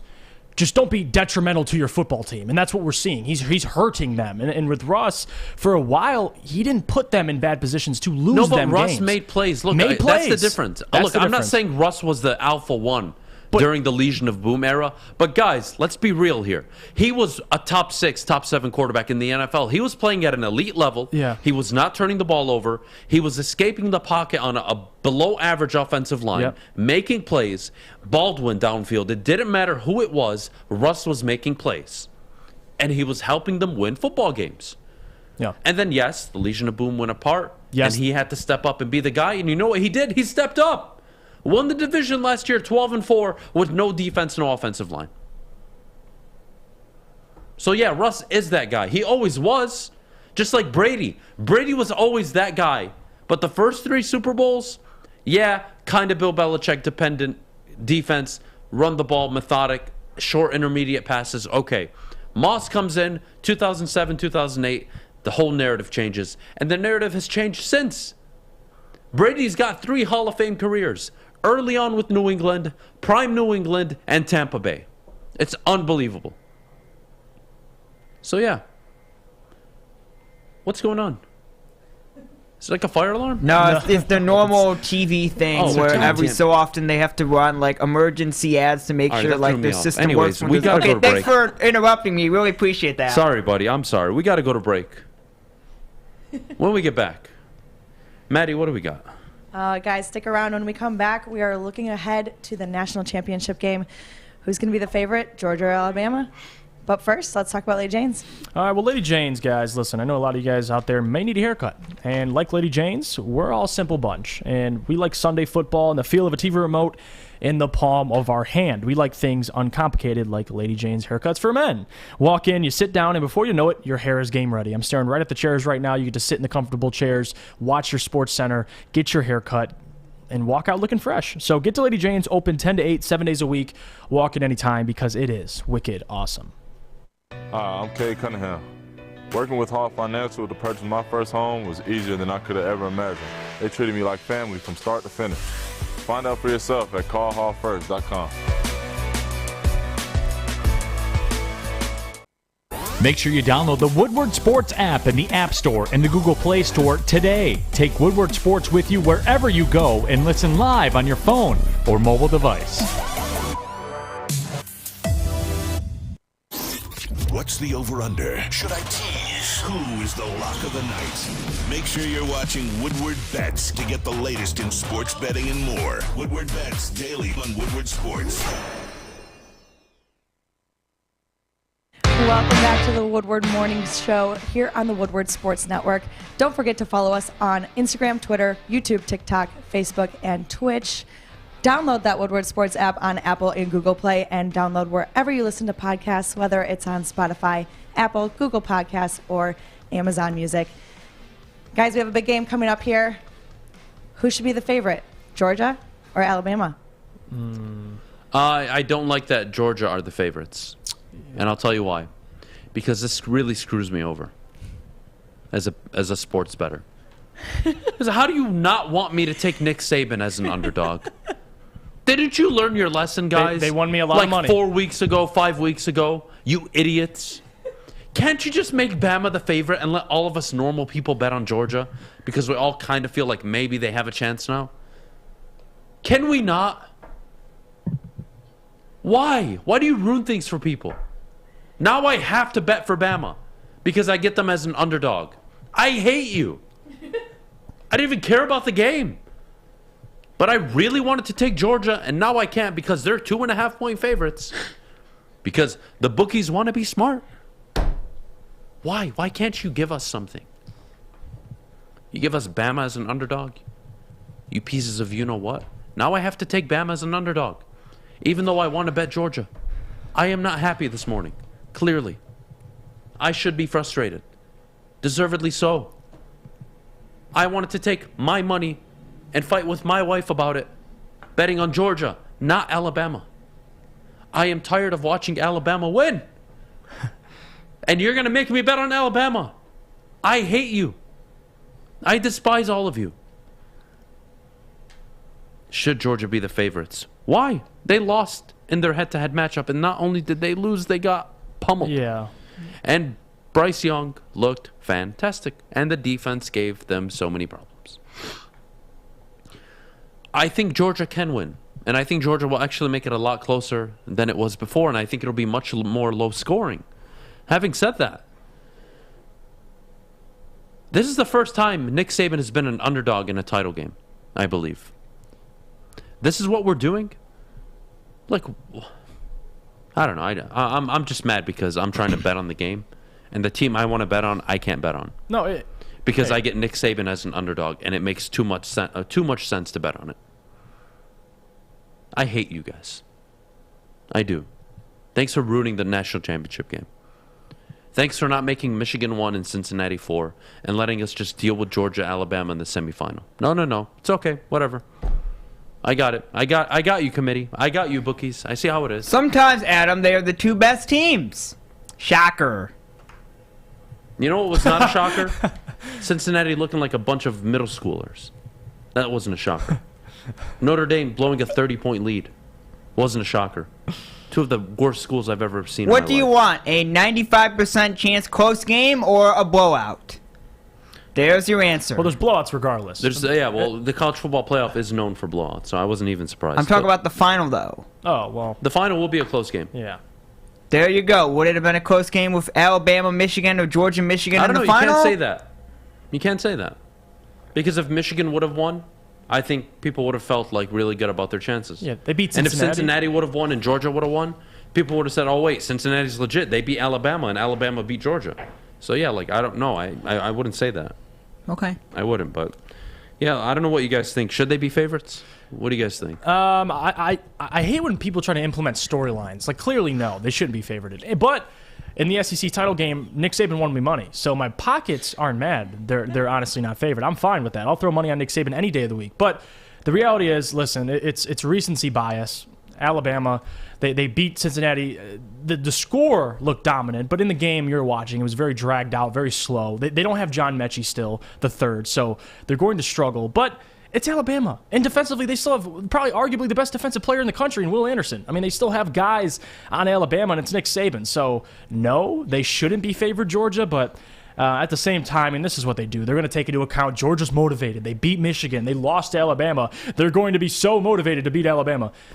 I don't see it. But I wouldn't be surprised if Georgia wins. I know we'll get to the predictions closer to the championship game. Honestly, I give Georgia a better shot to beat them now than I did in the SEC title game, but at the same time, hell no. Why would Kirby Smart be the favorite? He's never defeated Nick Saban, let alone in the national championship game, and you're going to make Georgia a favorite with Stetson Bennett as quarterback. So, no, absolutely not. I don't see how, but I'm willing to bet. So, Maddy, it works for me. Should Georgia be favorites? Does it make sense coming off a very dominant win against Michigan, granted? But it's not like Alabama slumped against Cincinnati. Defensively, they were stout against Cincinnati. Offensively, they did struggle, yes. But they pulled away late. I would say that they're not my favorite. I'm not favoriting Georgia going into this game. Yes, they had a great game against Michigan, but it's Michigan. It's not Alabama. And when they played Alabama earlier this year, they got killed.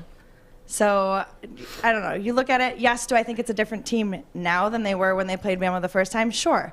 Are the motives different? Sure. I still don't think they're going to beat Alabama. Yeah, I think this is only, fourth time maybe? Saban's been an underdog, maybe fifth. I think it's just the fourth time since he's been at Bama that he's been an underdog. Really? He's a favorite every week for a reason. Like, if Georgia lose, like, I am going to laugh. The bookies are going against their logic. Like, if you're hedging your money, you're hedging it on Nick Saban, the most accomplished coach in college football history. You got a Heisman at quarterback, too. And if he loses, you say, all right, well, that was a hell of an upset. Not, we're going to make Georgia the favorites, make everybody bet on Alabama, and then we lose a ton of money. Like, what? Maybe they know something about Georgia. I don't know. Maybe they've seen something I'm not seeing. Yeah, right. But holy crap, just from a betting perspective, I am extremely confused this morning. Yeah. They are banking on their defense showing up. 2.5 point favorites. Yeah. And my mom is my father. What are we doing? Makes no sense to me. Drives me nuts. Sorry. Yes, the Georgia win was more impressive than Alabama's win. But who was a better team going in? Cincinnati or Michigan? You could argue Michigan. Yeah. So I don't mind that argument. It's the recency bias. So I get it. Yeah. I really do. But can we talk about what happened when Bama played Georgia in the conference championship game? Crap the bed. And may I remind all of you that this was 3 weeks of preparation? Right. That's what people don't talk about. So now you have 1 week to prepare for Nick Saban, and he's got a week to prepare about you. I'm taking Nick Saban. On the big stage? Yeah, I'm taking Nick Saban. I don't see it. I really don't. I wish there was a better way for me to explain this outside of from a better standpoint. But like seriously, If I told you, even guys, you know what? The last time I can think of this, maybe Bill Belichick versus Sean McVay. Up and comer versus the proven one, right? Everyone wanted the Rams to win. But you know who were the favorites? Patriots. Patriots were the favorites that game. Why? Bill Belichick. And they won. And they won and they covered. You take the proven winner. And if the proven winner loses, you have to accept it. But to give a team that's never beaten Alabama, that's never beaten that coach, to beat them on the biggest stage possible, you guys are reaching. But speaking of reaching, there is a Chicago writer / voter who is reaching a bit, I believe, on Aaron Rodgers. So I do want to get to that next. And after that, we get to have some college football expansion talks, because did the committee get it right this year? And did we expand too soon? I have so many questions. I really do. Maddy, this reporter said some interesting things about Aaron Rodgers. And he is a voter. He is. And Can't believe it. He publicly announced what he'll be doing with his vote for MVP. And I swear, when you guys find out what he said in a few minutes, you're going to be appalled. I think you will die laughing first. Maddy? All right, guys, stick around with us. When we come back, you'll hear just what he said. We will tell you exactly word for word, quote for quote, what he said. But we'll see you back here in a couple minutes. Fellas, football season is here. It's time to make your grooming experience easy like Sunday morning. Get to Lady Jane's Haircuts for Men. Walk in, relax, watch your favorite team play, and before you know it, your hair will be game ready. Get to Lady Jane's, open 10 to 8, 7 days a week. Walk in anytime. It's wicked awesome. Make sure you download the Woodward Sports app in the App Store and the Google Play Store today. Take Woodward Sports with you wherever you go and listen live on your phone or mobile device.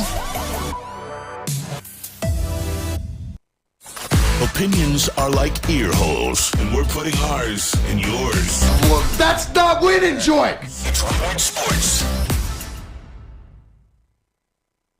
Welcome back. Thanks for joining us on the Woodward Morning Show here on the Woodward Sports Network. Also featured on The Roar on 99.1, 93.5, and 94.7 HD2. Guys, this reporter told us who he's not voting for. And the best part is he quote unquote said because he's the biggest jerk. Is that valid? Did Aaron hurt you, Hub? Hub, look at me in the camera. Did he hurt you? What happened? What happened for you to say he is the biggest jerk in the league and can't be MVP? Are you? But can we give background to this? Is he the only voter? In context? So who is this guy? He's from Chicago. Okay. Chicago writer, and all right. Aaron Rodgers and may or may not be the mayor of Chicago. He's a pro football writer. Yeah. He's the executive editor of Pro Football Weekly. And I'm the executive editor of the Woodward Sports Network. Come on, I mean, you're not wrong. You're not wrong. So I should get a vote too. Having said that, he came out and said that he will not be voting for Aaron Rodgers this year because of all the off the field. Do you have the quotes, Maddy? I do. All the off the field issues he's caused, Okay. and that he's the biggest jerk. Could you read them, please? He said, I don't think you can be the biggest jerk in the league and punish your team and your organization and your fan base the way he did and be the MVP. How does he? I totally disagree. I think you can do all that and absolutely be the MVP. I concur. But even if he did, how does he hurt the fans? You know why? By 13 because and 3? he hurt Chicago, and this guy is so biased. Yeah. And this is coming from Detroit. Yeah. Who get punished by Aaron Rodgers every year. Uh-huh. But hey, Hub, pro football writer yourself, executive editor, take that vote. Shove it up your ass, man. Oh, it better go to Aaron Rodgers, buddy. You know why? Because you're 5-24 in your last 29 games since he's been the Packers quarterback. Yeah. That's why. Not because he's the biggest jerk. Not because of I'm immunized. Not because of his toe. Not because he called out the organization. No, it's because your sports team absolutely sucks against Aaron Rodgers. Mm-hmm. And when he does this, and he says he owns you, it's just the truth, and I know the truth hurts. Mm-hmm. Guys, look, I know we live in a society where if you say the truth, it offends people. Well, Hub, you're clearly offended by Aaron Rodgers' success and his greatness, and excuse me that over the last 4 seasons, Aaron has thrown fewer interceptions than you've thrown in the last 2. Excuse me that he's turned the ball over 15x less than you have. Excuse me. Excuse me, he is just so much better than any quarterback you've ever had in franchise history. Excuse me that they went from Brett Favre to Aaron Rodgers, and you went from whoever the hell, Rex Grossman to Jay Cutler to somebody to Justin Fields. That's a you problem, man. Look yourself in the mirror and take your vote and shove it up your ass. You know what the most ignorant thing about the statement is? I don't have a problem if he came out and said, listen, Jonathan Taylor's my MVP, or whatever he said. I mean, you can't say who your MVP is, but if he said, I have another guy who's my MVP, the fact that he came out and said, okay, I don't care about Cooper Kupp, I don't care about Jonathan Taylor, I just don't want to vote for Aaron because he's a big jerk. I mean, that's the most stupidest. He's a big meanie. He's a meanie pants. Like, I don't know. Aaron Rodgers has thrown 35 touchdowns and 4 interceptions and 4,000 yards and leads the league in passer rating and QBR and positional value. So I'm not going to vote for him because he always beats my Bears. He sounds like an idiot. He doesn't sound like one. He is one. There's a big difference. Oh, yeah, I can sound like an idiot up here sometimes. I'm wrong a lot of the times. But I'm not sitting up here saying Aaron Rodgers isn't the MVP. He's clearly the MVP. And he did it in spectacular fashion. He told you he was immunized in the offseason. You quote-unquote editors didn't bother to ask a follow-up question and ask if he's vaccinated. So you left that under the table. He avoided it. So you messed that one up. Number 2, he calls out his organization for 20 minutes. And then he proceeds to start the year with 2 interceptions, 0 touchdowns, and plays the worst game I've seen him play in 10, 15 years. And then what does he do, Maddy? What does he do? 35 touchdowns and 2 interceptions since. Kick rocks, whoever you are. He is the MVP. But didn't you know you can't be a bad guy and the most valuable guy at the same time? Michael Jordan was the biggest jackass. Mm-hmm. He says... He won 6 MVPs. He says, I just think that the way he carried himself is inappropriate. I think he's a bad guy, and I don't think a bad guy can be the most valuable guy at the same time. This is why our country is falling apart. Because we have He's people like this who Sally. say, I think, I feel like that's what you were doing. I feel like this. Yeah, he got his widow feelings hurt. Like, I mean, I don't get it. And the fact that this guy has a vote is probably the most appalling thing about hearing this. Like, I wouldn't care if it was some random Chicago bureau. This guy actually votes for MVP, and he's saying, you know what this guy needs to do? He needs to watch Aaron Rodgers on Pat McAfee every Tuesday. Totally change his perspective. Oh, it would. Yeah, it would. Aaron Rodgers, whether you like him or not, is the best quarterback in football right now. And again, this coming from Detroit sports. Detroit sports media outlet. He's owned us. Absolutely despise this guy, considering how damn good he is. But you got to respect him. You're 5-24 against Aaron Rodgers in your last 29. That's why you don't like him. Not because he's a jerk. What do you mean? What has he ever done to you? What? Were you walking in downtown Chicago when he was visiting? And he just like tripped you when you were holding your coffee? Or did he walk up to you and throw coffee in your face? What could he have done? What, said, I own you? Yeah, he does. He does. It's a fact. He owns Detroit and Minnesota too. He owns almost everybody in the NFC North. He's the mayor. We're so sensitive. Yeah, I know. I want to punch you guys, honestly, sometimes. It's easy. I have no problem. People like this have votes. Yeah, they do. Maybe not anymore after this one, though. No, like I said, I would have no problem if he just came out and had reasoning, football reasoning, of why Aaron Rodgers is an MVP. This is why I get mad at all those stupid baseball writers, which is funny. Now the baseball's in a lockout. Ha, ha, ha. Even though I'm mad because the Tigers, I think, are going to be really good this year. But yeah, but they'll get it resolved I just think before it's the start funny of the because season. baseball, they're so dumb. So Barry Bonds doesn't get into the Hall of Fame. Oh, yeah. Because he was a meanie to all the reporters. And yes, he did do steroids. I think that's obvious. But he was a Hall of Famer before he ever touched the steroids. So, right. Terrell Owens, how is he not a first ballot Hall of Famer? Oh, well, he was annoying to the media. He was a diva. He was a diva. That's a... Kick rocks. This is why writers should not have votes. Most of them. There should be like a real test. Yeah. Every year that you qualify to even vote on an award. Freaking committee. Not a bunch of writers. He's a meanie. He's a jerk. He said not nice things. He was mean to his fans, and his fans love him. You know why? He's taken them to 2 straight NFC championship games, and they just locked up the 1 seed. Fans love him. Organization loves him. Coaches love him. Players love him. Only one that doesn't like him are the ones that aren't with him. In Hub. What a surprise. And Hub. Yeah. And Hub. And Hub. I think it's so funny. No, it's absolutely Grow ridiculous. a pair. Grow a pair. I don't like Aaron Rodgers as a football player because he absolutely humiliates the football team that I just so happen to be talking about on a daily basis. That'd be a better answer. But I do respect the hell out of his game and his accomplishments. And he is absolutely the most valuable player in the NFL this year. Deserves to win it back-to-back times. I'm sorry.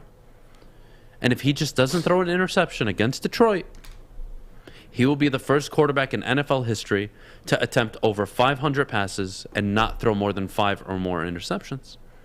Never been done in NFL history. So yeah, Hub. He's the MVP.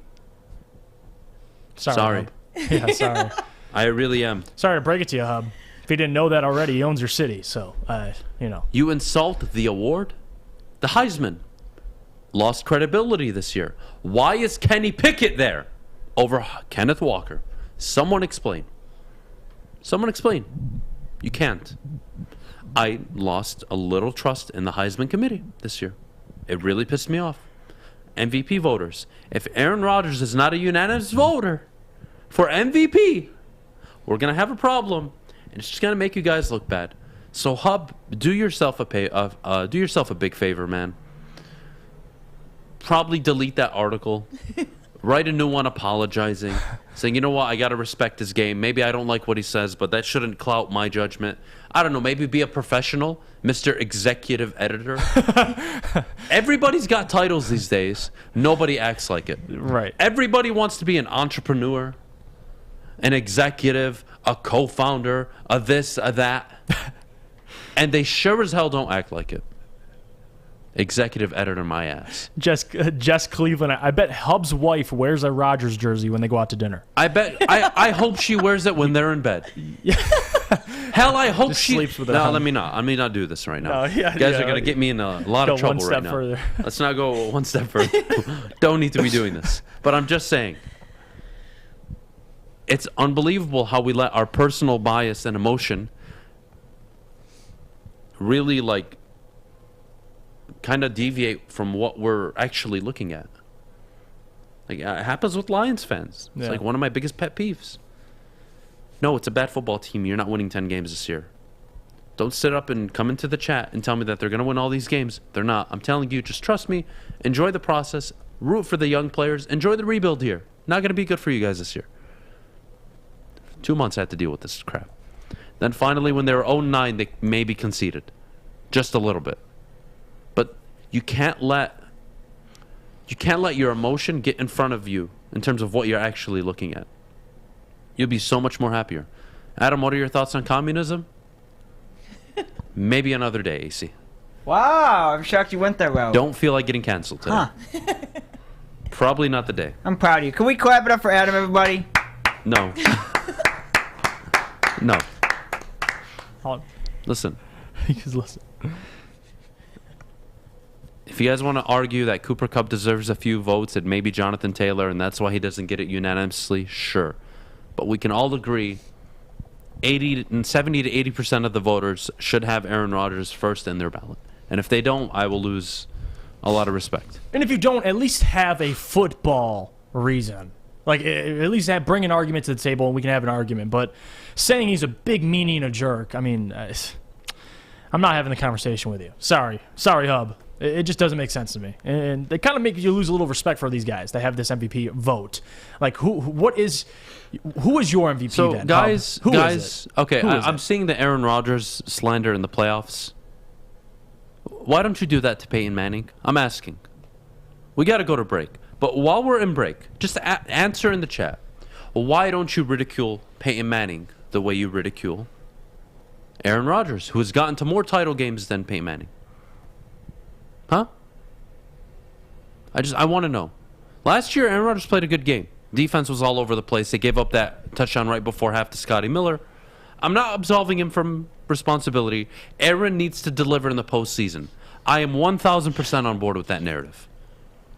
But what does that have to do with what we're talking about right now? Him being the MVP? Why don't you do that with Peyton Manning? Why don't you do it with Drew Brees? He chokes in the playoffs all the time.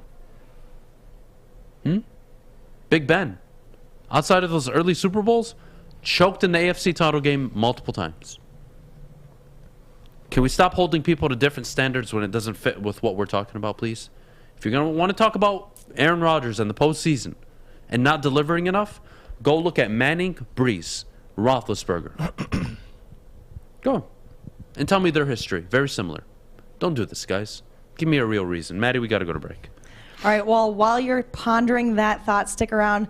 When we come back, we're talking, should college football expand the playoffs? We'll see you right back here soon. Detroit Sports for Detroit sports fans. Woodward Sports is live now.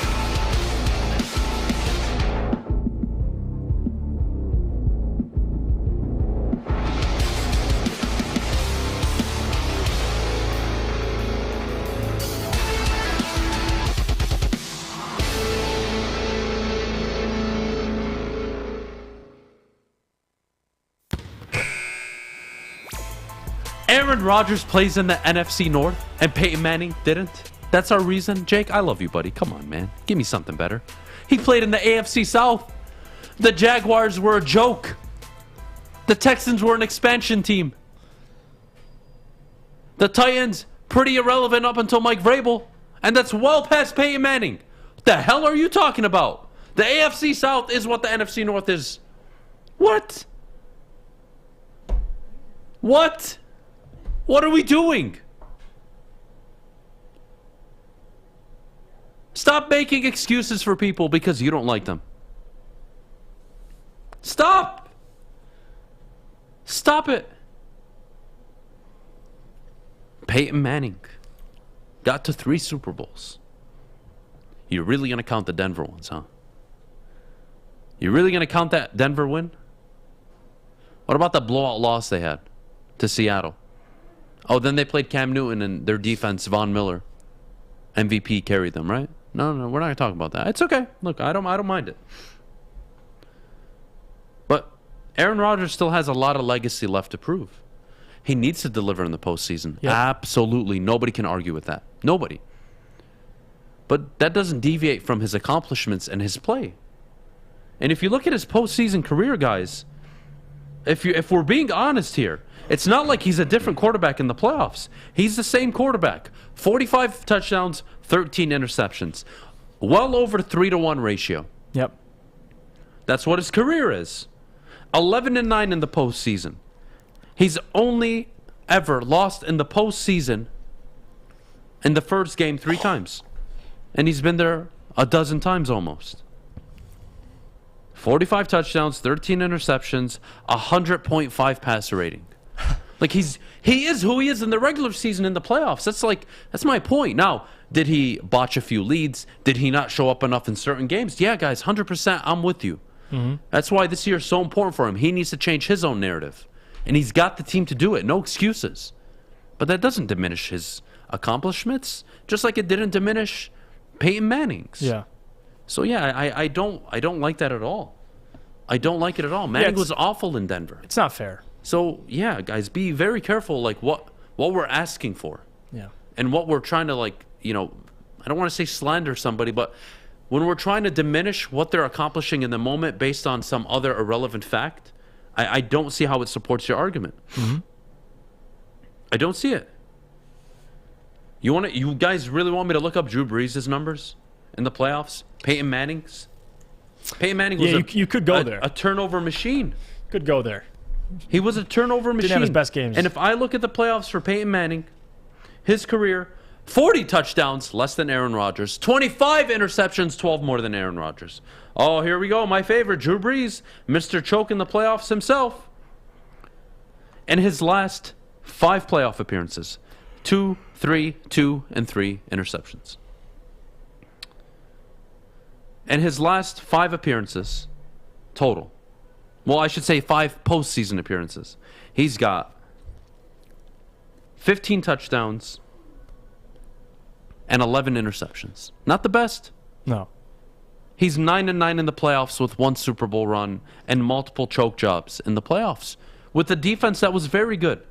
So can we just not undermine players, given whether or not they have postseason success? Yeah. Guys, before Tom Brady, Montana having 4 was a big deal. Big. Yeah. Brady getting 7 is unachievable. I don't ever see that happening. So if a guy ends his career with 1, 2, 3 Super Bowls, that's Pretty damn good. Like Ben Roethlisberger, 2? That's damn good. You'll take it. So no need to, like, diminish it. Yeah. Having said that, we got 5 minutes before we go to mailbag. Mm-hmm. Jeff, college football playoff is at 4 teams. Should they expand beyond it? Yes, and that's maybe me being, I'm a college football fan, so I say yes. But Nick Saban, obviously, his comments come out the last couple of days, and he's disagreed. He said, I don't see, because people asked him about the blowouts in the college football playoff, and he said, I don't see fixing blowouts by adding more teams. Like, these are the best 4 teams in college football. So realistically, they should be good matchups. If you add, once you go to 12 teams, you start adding more teams. You take the first 6 conference championships, you take the other 6 ranked. He's saying, well, there's going to be more blowouts. But to me, that's better. You want a bigger pool of guys. Like you'll have this year, it would have been Notre Dame, it would have been guys like Baylor, other teams getting in that mix. And honestly, from a college football fan, not only is the money there, which that's number one, more money is going to come, but I think it makes the most sense to me because now you open up the pool. You have other teams that may be able to sneak in, may be able to upset other teams, and I think that's what makes it more exciting. Having Georgia and Alabama face off in the championship game. I mean, SEC is dominant, but at the same time, I would like to see more teams. So with that being said, I want more teams. 12 teams is my ideal amount, but I get what Nick Saban is saying as well. Like, you have the 4 best teams, and you guys are complaining about blowouts. Let's bring in the other 12 teams at that point, and there's only going to be more blowouts. But yeah, I don't think expanding it solves the disparity. I just think there are teams that are at such a different level. Yeah, that it's going to happen. The average margin of victory before this season was 21 in the college football playoff, and that's not going to. It's so. I'm curious to see what they say could fix it, but I'm not on board with it right now. I'm really not. So honestly, AC Cincinnati should have proven a lot. Guys, you don't let a team in like that over a Big 12 champion, even if it's Baylor. Right. Like, guys, we got to be very careful who we let in. Cincinnati are now going to Big 12, so I guess they have a reason now every year where they can get in. I'm happy for them. Good for them. But Notre Dame, why should they get in? They don't even play in a conference. That's not even, like, you can't even compare them to conference teams. So, yeah, it makes it difficult. Having said that, can we talk about something? Again, please, I need to bring it up. Aaron Rodgers. Guys, how many title games has he been to? He has 2 fewer wins than Peyton Manning did. Peyton Manning was, I believe, 15-13 in the playoffs. Aaron Rodgers, no, he was 13-11, Peyton Manning, in the playoffs. 13-11. Aaron Rodgers is 11-9. So like we take it how you want. Take it, yeah. Honestly, take it how you want. Like, that's the record. So. But that's the truth, man. Yeah. And yes, Aaron Rodgers has not delivered. Sorry, not everybody is Tom Brady, dude. This is my Matthew Stafford argument. Excuse me, Matthew Stafford is not Aaron Rodgers or Tom Brady. Who the hell is? Yeah, like that's who the hell is, and no one's even saying he is. Yeah. But you have to accept Matthew Stafford is a very good quarterback, and he's a franchise quarterback. Mm-hmm. Right? We can all agree on that. Great. Is he elite? Great. Probably not. Is he playing at an elite level this year? Yes, but he's not one of the greats. And you can't be one of the greats until you deliver in the postseason, and until you deliver year in and year out. So yes, I do have a problem when we diminish others' accomplishments. It doesn't make sense to me. Yeah. Should I diminish Drew Brees' career? No. Why would I? Super Bowl champion. One of the better quarterbacks I've seen in my lifetime. Top 10 for sure. But he's not Aaron Rodgers. He's not Tom Brady. He's not even Peyton Manning, Dan Marino. Not Brett Favre. Not Joe Montana, not Steve Young. So I can have my preferences, but Stafford had Calvin and still couldn't win a playoff game. Stafford is mediocre at best. You know what's funny? The one game he did have Calvin, the team put up 38 points and lost 45-34, 45-38 to the Saints, who ended up going and winning on the Super Bowl that year. But he's horrible. And he played a hell of a game that game. And I don't believe there was another playoff game outside of the 11-5 year with Jim Caldwell. And the whole team struggled. And Calvin was irrelevant that game. And the defense was irrelevant. And then Seattle, I don't even need to bring it up. So, again, I don't get what we're doing here. Joe Montana had Jerry Rice. So did Steve Young. Yeah. Tom Brady had Randy Moss, Wes Welker, Julian Edelman, Rob Gronkowski. But he also had that. Aaron Rodgers had Devontae Adams. Like, they also had. When the hell are we just going to accept that good teams have good players and that's why they achieve greatness? But they also had good defenses too, and they performed. So I don't know. It's the whole Aaron Rodgers thing. We can have this discussion. People are always going to find a way to discredit him. I mean, that's the reality. And now we move to Matthew Stafford. I mean. Just because he has Kelvin, I don't know. Well, we got to go to break. Everybody get your questions in. Please, mailbag time. Ask away. Aaron Rodgers, Detroit Lions, Pistons, Wings. I don't care what you ask about. Jim Caldwell even. Getting an interview in Jacksonville. I don't care. Ask the questions, and we will talk soon. Go! Detroit Sports on Demand. DeAndre Swift, he's going to take it all the way for the touchdown. Open in the corner, he triples. Make sure you download the Woodward Sports app today. Take us with you everywhere you go. Search Woodward Sports Network or WSN Live. Welcome back to the Morning Woodward Show. 9:51. Mailbag time. Ask your questions. Get them in the chat, guys. We're ready for them. Ladies and gentlemen, boys and girls, first question of the evening. How many years and how much money should Brad Holmes offer Josh Reynolds to stay in Detroit? I would offer a 2-year deal for about $10 million. $5 million annual salary. I'm willing to pay him a little bit, but honestly, even less. Maybe 2 years, $8 million. Yeah. I don't think anyone's clamoring for Josh Reynolds in the open market. So I think you can even get him for less, to be honest. Yeah. Next question. From Steven. Jeff, how many wins do the Lions have if they have Aaron Rodgers instead of Jared Goff? Oh, this year? I would say I like that. This is where Stick's prediction would come into play if you had Aaron Rodgers. Maybe 7, 8 wins, 9 wins. I mean, Aaron's not going to take this team to double-digit wins. I mean, Aaron Rodgers is great, but the team around Aaron, if he was on the Lions, it would not be there. So I would say maybe you can get us close to 8 wins, but I mean, it is what it is. All right. Well, I'm going to do it. Our good friend in the chat, B. Zilla. Not so much a question, but can we run a draft machine? Absolutely, we can. So let's start the draft, guys. Oh, my goodness. Start the draft. Here we go. Oh, boy. Why did Kyle Hamilton go number 1 in this pit? God, PFF, what are we doing here? All right, for the integrity of this draft, I'm going to go Kayvon Thibodeau. I mean, he is top rated. We're going to take Kayvon Thibodeau. All right? With our second pick, Jordan Davis is available. Drake Jackson is available. Drake London is available. Daxton Hill. Jahan Dotson. Carson Strong. No Aiden Hutchinson? No Aiden Hutchinson available this late, my friend. Oh, my goodness. I don't like the position we have right now. There's nothing good.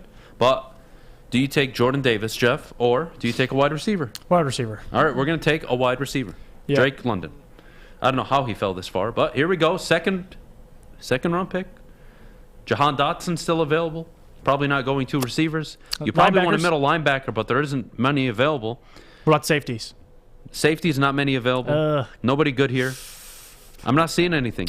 Martin Emerson, corner out of Mississippi State. Brandon Smith from Penn State, the linebacker. I'm not liking what I see here right now. Nick Benito, edge rusher. A bunch of tackles. Christian Harris, linebacker out of Alabama, maybe. Oof. God dang it. If the Rams are killing me here. Lions are going to have to trade up to get Nakobe Dean. That's what scares me, because I really want that kid. Yeah, he's not falling past probably what? You think 15? Yeah, but guys, do you see Kyle Hamilton going number 1? Really? Funky, does that make sense to you? Honestly. A safety at number 1? I mean, that's what Jacksonville needs, so they're going They need off. a tackle. They need to protect their quarterback of the future. They need to. Gardner from Cincinnati, he was gone by the time we got the second first-round pick. Mm-hmm. So he was gone, and I was looking there too. I don't see how you take a safety number 1 overall. I see Neal, and I see maybe Hutchinson or Thibodeau going 1. Mm-hmm. But if Jordan Davis, Detroit Lions fans, talk to me right now. Jordan Davis is available at number 24, 26, 28. Are you taking him? No. Really? He's a great player, but why would you? You're going to go 2 interior defensive linemen, both first round, after you just win last year. Well, last year they went 2 interior linemen in the second. Right. So but it's like, have any of them been special? Well, it's been one. I get what you're saying, but Jordan Davis. When I look at Jordan Davis, it's not even just because he's a great player. Isn't he like 26 years old? He's been in college for like 4 or 5 years. Yes. Like, that's not just that, but you're getting whatever you're getting out of Jordan Davis this year. That's what he is. He's a complete player. I mean, he's not like he's going to continuously. He'll get better, but guys, it is here's what my it is. reservation about Kyle Hamilton. I don't want this to come across as I don't believe in the kid. I think he's going to be a damn good football player. A lot of these guys are going to be damn good football players. But can we please put into perspective that unless this kid is Ed Reed, Troy Polamalu, he is a bust. Yep. Do you know the expectations that comes with? Okuda at 3. Why is he a bust? Not just because he isn't playing. If you're not Champ Bailey, Deion Sanders, Nnamdi Asomugha, etc., you are a bust. That is the problem. That is the problem with taking Kyle Hamilton at 1 or 2 or 3. That is my problem with it. Because if he's not that, the positional value long-term isn't it. You've got to be a 4 or 5 interception every year guy. Yeah. You've got to be 70, 80, 90 tackles a year guy. 2, 3 forced fumbles. We're talking Hall of Fame stuff. Can he be that? I hope so. Jordan Battle was not available with the later first-round pick as well. This was a tough mock draft. Honestly, I've done many more before. I enjoyed all of them. This one, not so much. This one I did not enjoy at all. There weren't that many great options available, which honestly kind of gets me thinking, well, maybe they trade up mid-first round and they go grab a Nakobe Dean, or they grab another player. I'm extremely interested to see how this all plays out moving forward. A lot of options. There's so many options. I mean, look, I like the kid out of Cincinnati at corner, Gardner. I like Battle. Yeah. I like Jordan Davis, but a first-round pick on a 26-year-old, you're not going to convince me on that. Yeah. Honestly, you're not, because I I'm know. only getting that first contract out of him. So Yep. I got to be careful there. Nakobe Dean, my goodness, he's flying all over the place. He's probably going where Parsons went. Prospect-wise, he's very similar to And Parsons. he's only going to shoot up the board. Yep. I'm sorry, the Jaguars should and will likely take the tackle. Yeah, they're not going defense. I don't see them going defense. It would be at all very irresponsible of them. Yep. So I don't see But it that is happening. the Jags, so you never know. But I'm waiting for questions. I don't see any questions, man. Honolulu, I haven't seen you ask a question, bud. Yeah, we went from questions and now we're just everyone's discussing. commenting in the chat right now. Please do ask questions. I can get one more question in, guys, before we got to end the show. So throw in one more question, and then we'll skate out of here. Thanks, William. Definitely appreciate you, William. Really appreciate the like and the subscription. Yeah. We do appreciate it. It's the best way to support the network. We do appreciate that so much. But yeah, guys, he is too old to be a first-round pick, maybe even an early second-round pick. He's born in 1995. And I'm telling you, look, if you walk away, if you're picking at number 2, all right, and you have to pick between Hutchinson and Thibodeau, I think you got to lean Thibodeau. You got to go with the higher ceiling player. Maybe a risk. I love this question. The Deaton Show. Chargers or Raiders, who do you got on the last playoff spot? I hope they tie. I am praying the Colts lose. Even though I love the Colts. I'm hoping they lose. And those teams go to overtime and don't do a damn thing. They just keep kneeling. They just keep kneeling the ball. Oh my, what would the NFL do? The world would come to, this would be payback for the Colts being little you-know-what about the whole deflate gate. Yeah. Oh my God. Oh my God. Oh my God. I would love that. That's the end of the show. Oh, my God.